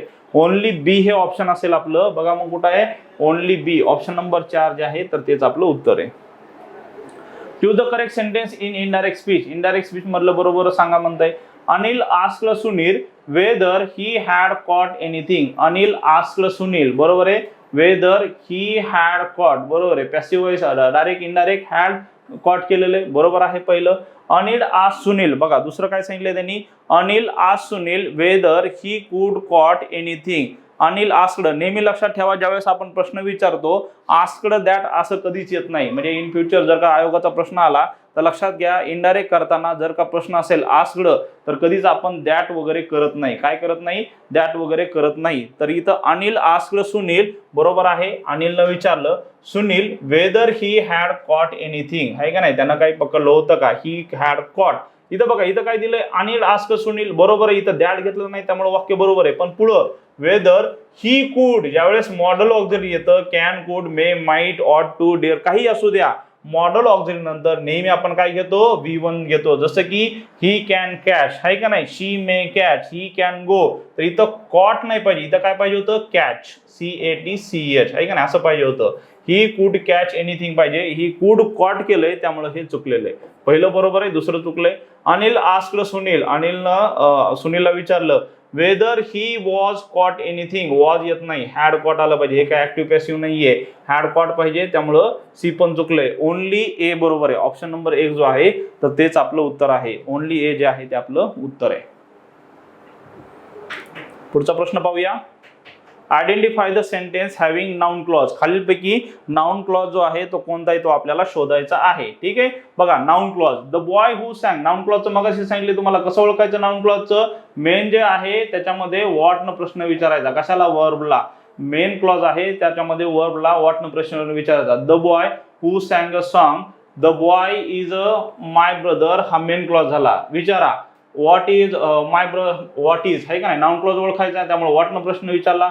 व्हॉट इज माय ब्रदर, उत्तर येते का नाही. नंतर कर्माला विचारा विच बॉय, कोणता boy, who sang a song, म्हणजे हा काय झाला, ऍडजेक्टिव्ह क्लॉज झालाय. काय झालाय, हा ऍडजेक्टिव्ह क्लॉज. पण आपल्याला काय शोधायचा आहे, नाउन क्लॉज, त्यामुळे ए तर गेला. दुसरं बघा, life is what we make of it, life आहे काय आहे, what we make of it. विचारा व्हॉट इज लाईफ, हा उत्तर येते what we make of it, जे आपण बनवतो. ऑप्शन बरोबर आहे, noun clause. We hope, what we hope, काय होप करतो, ही विल बी सेव्ड, तो सेव्ह असेल ही होप करतो, त्यामुळे हे पण बरोबर आहे. ऑप्शन बी आणि सी हे नाउन क्लॉज आहे. ऑप्शन बी आणि सी कुठे आहे, ऑप्शन नंबर 2 मध्ये, हेच आपलं उत्तर आहे. पुढचं बघा, match the words of columns A with meaning of column B. Go down, ठीक आहे, बघा गो डाऊनचा अर्थ काय, ऍक्सेप्ट करणं, म्हणजे गो डाऊनचं पहिलं चालं बघा, to be accepted. Go over म्हणजे काय, परीक्षण करणं, गो ओव्हर म्हणजे काय, आलं, टू एक्झामाइन आहे. गो विदाउट म्हणजे विदाउट म्हणजे काय, त्याला सोडून जाणं, तर रिमेन विदाउट, तर हेच आहे, म्हणजे डायरेक्ट उत्तरच आहेत बघा हे. गो बाय म्हणजे डॅशला काहीतरी फॉलो करणं किंवा त्याच्या पाठीमागे जाणं, गो बाय, आहे का नाही, तर काय आलं, टू फॉलो. उत्तर काय मग, एचं 1 2 3 4 असं आलं पाहिजे. कुठं आहे बघा, 1 2 3 4, ऑप्शन नंबर 2 मध्ये, 1 2 3 4 हेच आपलं उत्तर आहे. Filling the blank given option बघा, they wasted so much time in watching a movie they for their unit sets. ठीक आहे, बघा काय सांगितलंय, filling the blank from given option, they wasted, simple past दिलाय, so much time in watching a movie, they काय पाहिजे मग इथं, शुड हॅव, भूतकाळ असल्यामुळे काय पाहिजे इथं, शुड हॅव, आणि काय पाहिजे, V3, शुड हॅव V3 पाहिजे. बघा इथं शुड हॅव बीन प्रिपेअर्ड नाही येणार, शुड हॅव बीन प्रिपेअरिंग नाही येणार, शुड हॅव प्रिपेअर्ड बरोबर आहे, शुड हॅव आणि हा V3 आहे, त्यामुळे ऑप्शन नंबर 3 जो आहे तो आपला बरोबर आहे. ठीक आहे, पुढे बघूया काय दिलंय, filling the blanks with the appropriate passive form of the given verb from the alternative. ठीक आहे, बघू आता, noise pollution in the capital आहे का नाही, नॉईज पोल्युशन जे आहे ध्वनी प्रदूषण डॅश इन द कॅपिटल. आता सांगितलं तुम्हाला काय पाहिजे, नेहमी V3 पाहिजे. बघा मग कुठं आलं पाहिजे, हॅज सून बीन येतं का, विल सून बी येईल का, नाही, विल सून बी कर्ड हे आलं पाहिजे, बी कर्ड आहे का नाही. विल असल्यामुळं फ्युचर टेन्स असल्यामुळे इथं बी येतं, will be curbed. Option number 3 जो आहे त्याचं उत्तर बरोबर आहे. Identify the sentence written in the correct passive voice. बघा पॅसिव्ह व्हॉइस वरच आहे. What is being done by you now आहे का नाही, इज बिंग डन. बरोबर आहे, इज बिंग डन असं असतं. ज्यावेळेस कंटिन्युअस टेन्स असतो त्यावेळेस आपण काय वापरतो, बिंग वापरत असतो. त्यामुळे इथं जो आहे तो बिंग बरोबर आहे. नंतर बघा पुढे काय दिलेलं आहे त्यांनी, यू आर रिक्वेस्टेड. बरोबर आहे, V3 आहे. टू डू मी हेल्प बरोबर आहे, ए आणि बी पण बरोबर आहे. A new umbrella was brought बरोबर आहे. नेहमी बघा हे आर इज बिंग आहे का नाही, इज बिंग आर आणि वॉज हे टू बी चे रूप घेऊन V3 केले. त्यामुळे तिन्ही जे आहे ते विधान बरोबर आहे. काय असेल उत्तर, ABC सगळे जे आहे ते विधान बरोबर आहे. चला पुढचा प्रश्न पाहूया. 99 सेकंड लास्ट प्रश्न आहे आपला. आता काय म्हणतोय, चूज द इनकरेक्ट सेंटेन्स. चुकीचे विधान सांगा. What shame you have beaten in innocent child. आता इथं आपल्याला करेक्ट नाही तर इथं काय बघायचं आपल्याला, इनकरेक्ट चुकीचे जे विधान आहे तर ते आपल्याला शोधायचे आहे. ठीक आहे, बघू आता कोणते आहेत विधान. बघा, what shame you have bitten an innocent child आहे का नाही, इनकरेक्ट. व्हॉट शेम काय आहे बघा, यू हॅव बिटन तुम्ही बिटन केलं म्हणजे मारलं कोणाला, अँड इनोसंट चाइल्ड एका इनोसंट चाइल्डला जे आहे तर तुम्ही मारलेलं आहे असं सांगितलंय त्यांनी. तर चूज द इनकरेक्ट. व्हॉट शेम आहे का नाही, असं कधीच येत नाही. You have bitten an innocent child इथं उद्गारवाचक नंतर पाहिजे, त्यामुळे हे विधान चुकलेलं आहे. The both brothers live together. The both brothers live together नाही, बोथ ब्रदर्स लिव्ह टुगेदर असायला पाहिजे. द बोथ घ्यायची गरज नाहीये. All the boys went to see the match. बरोबर, सी बरोबर आहे. उत्तर काय येईल मग, A and B आहे का नाही, A and B. Option number 4 जो आहे तेच आपलं उत्तर आहे. आणि शेवटचा प्रश्न बघूया या प्रश्नपत्रिकेचा. काय विचारलाय शेवटचा प्रश्न, choose the word or phrase nearest in meaning to the options. कोणतं, कॅपेशियस आहे का नाही. कॅपेशियस म्हणजे काय, थोडीशी ऐसपीएस असलेलं असं त्याचा अर्थ आहे. कॅपेशियस. लिमिटेड येईल का, लिमिटेड म्हणजे काय, मर्यादित. चेंजेबल बदलणारा येईल का, नाही. फुलिश म्हणजे मूर्ख येईल का, नाही. काय येईल, स्पेशियस. स्पेशियस म्हणजे पण काय, ऐसपेस. स्पेशियस म्हणजे काय, ऐसपेस आहे का नाही. तो ऑप्शन नंबर फक्त सी बरोबर आहे. ऑप्शन सी कुठं बघा, ओनली सी. ऑप्शन नंबर 2 हे आपलं उत्तर आहे. अशा प्रकारे आपण प्रश्न संख्या 51 ते 100 जे की इंग्लिश ग्रामर आधारित होते त्याचं आपण डिस्कशन घेतलेलं आहे. थँक्यू.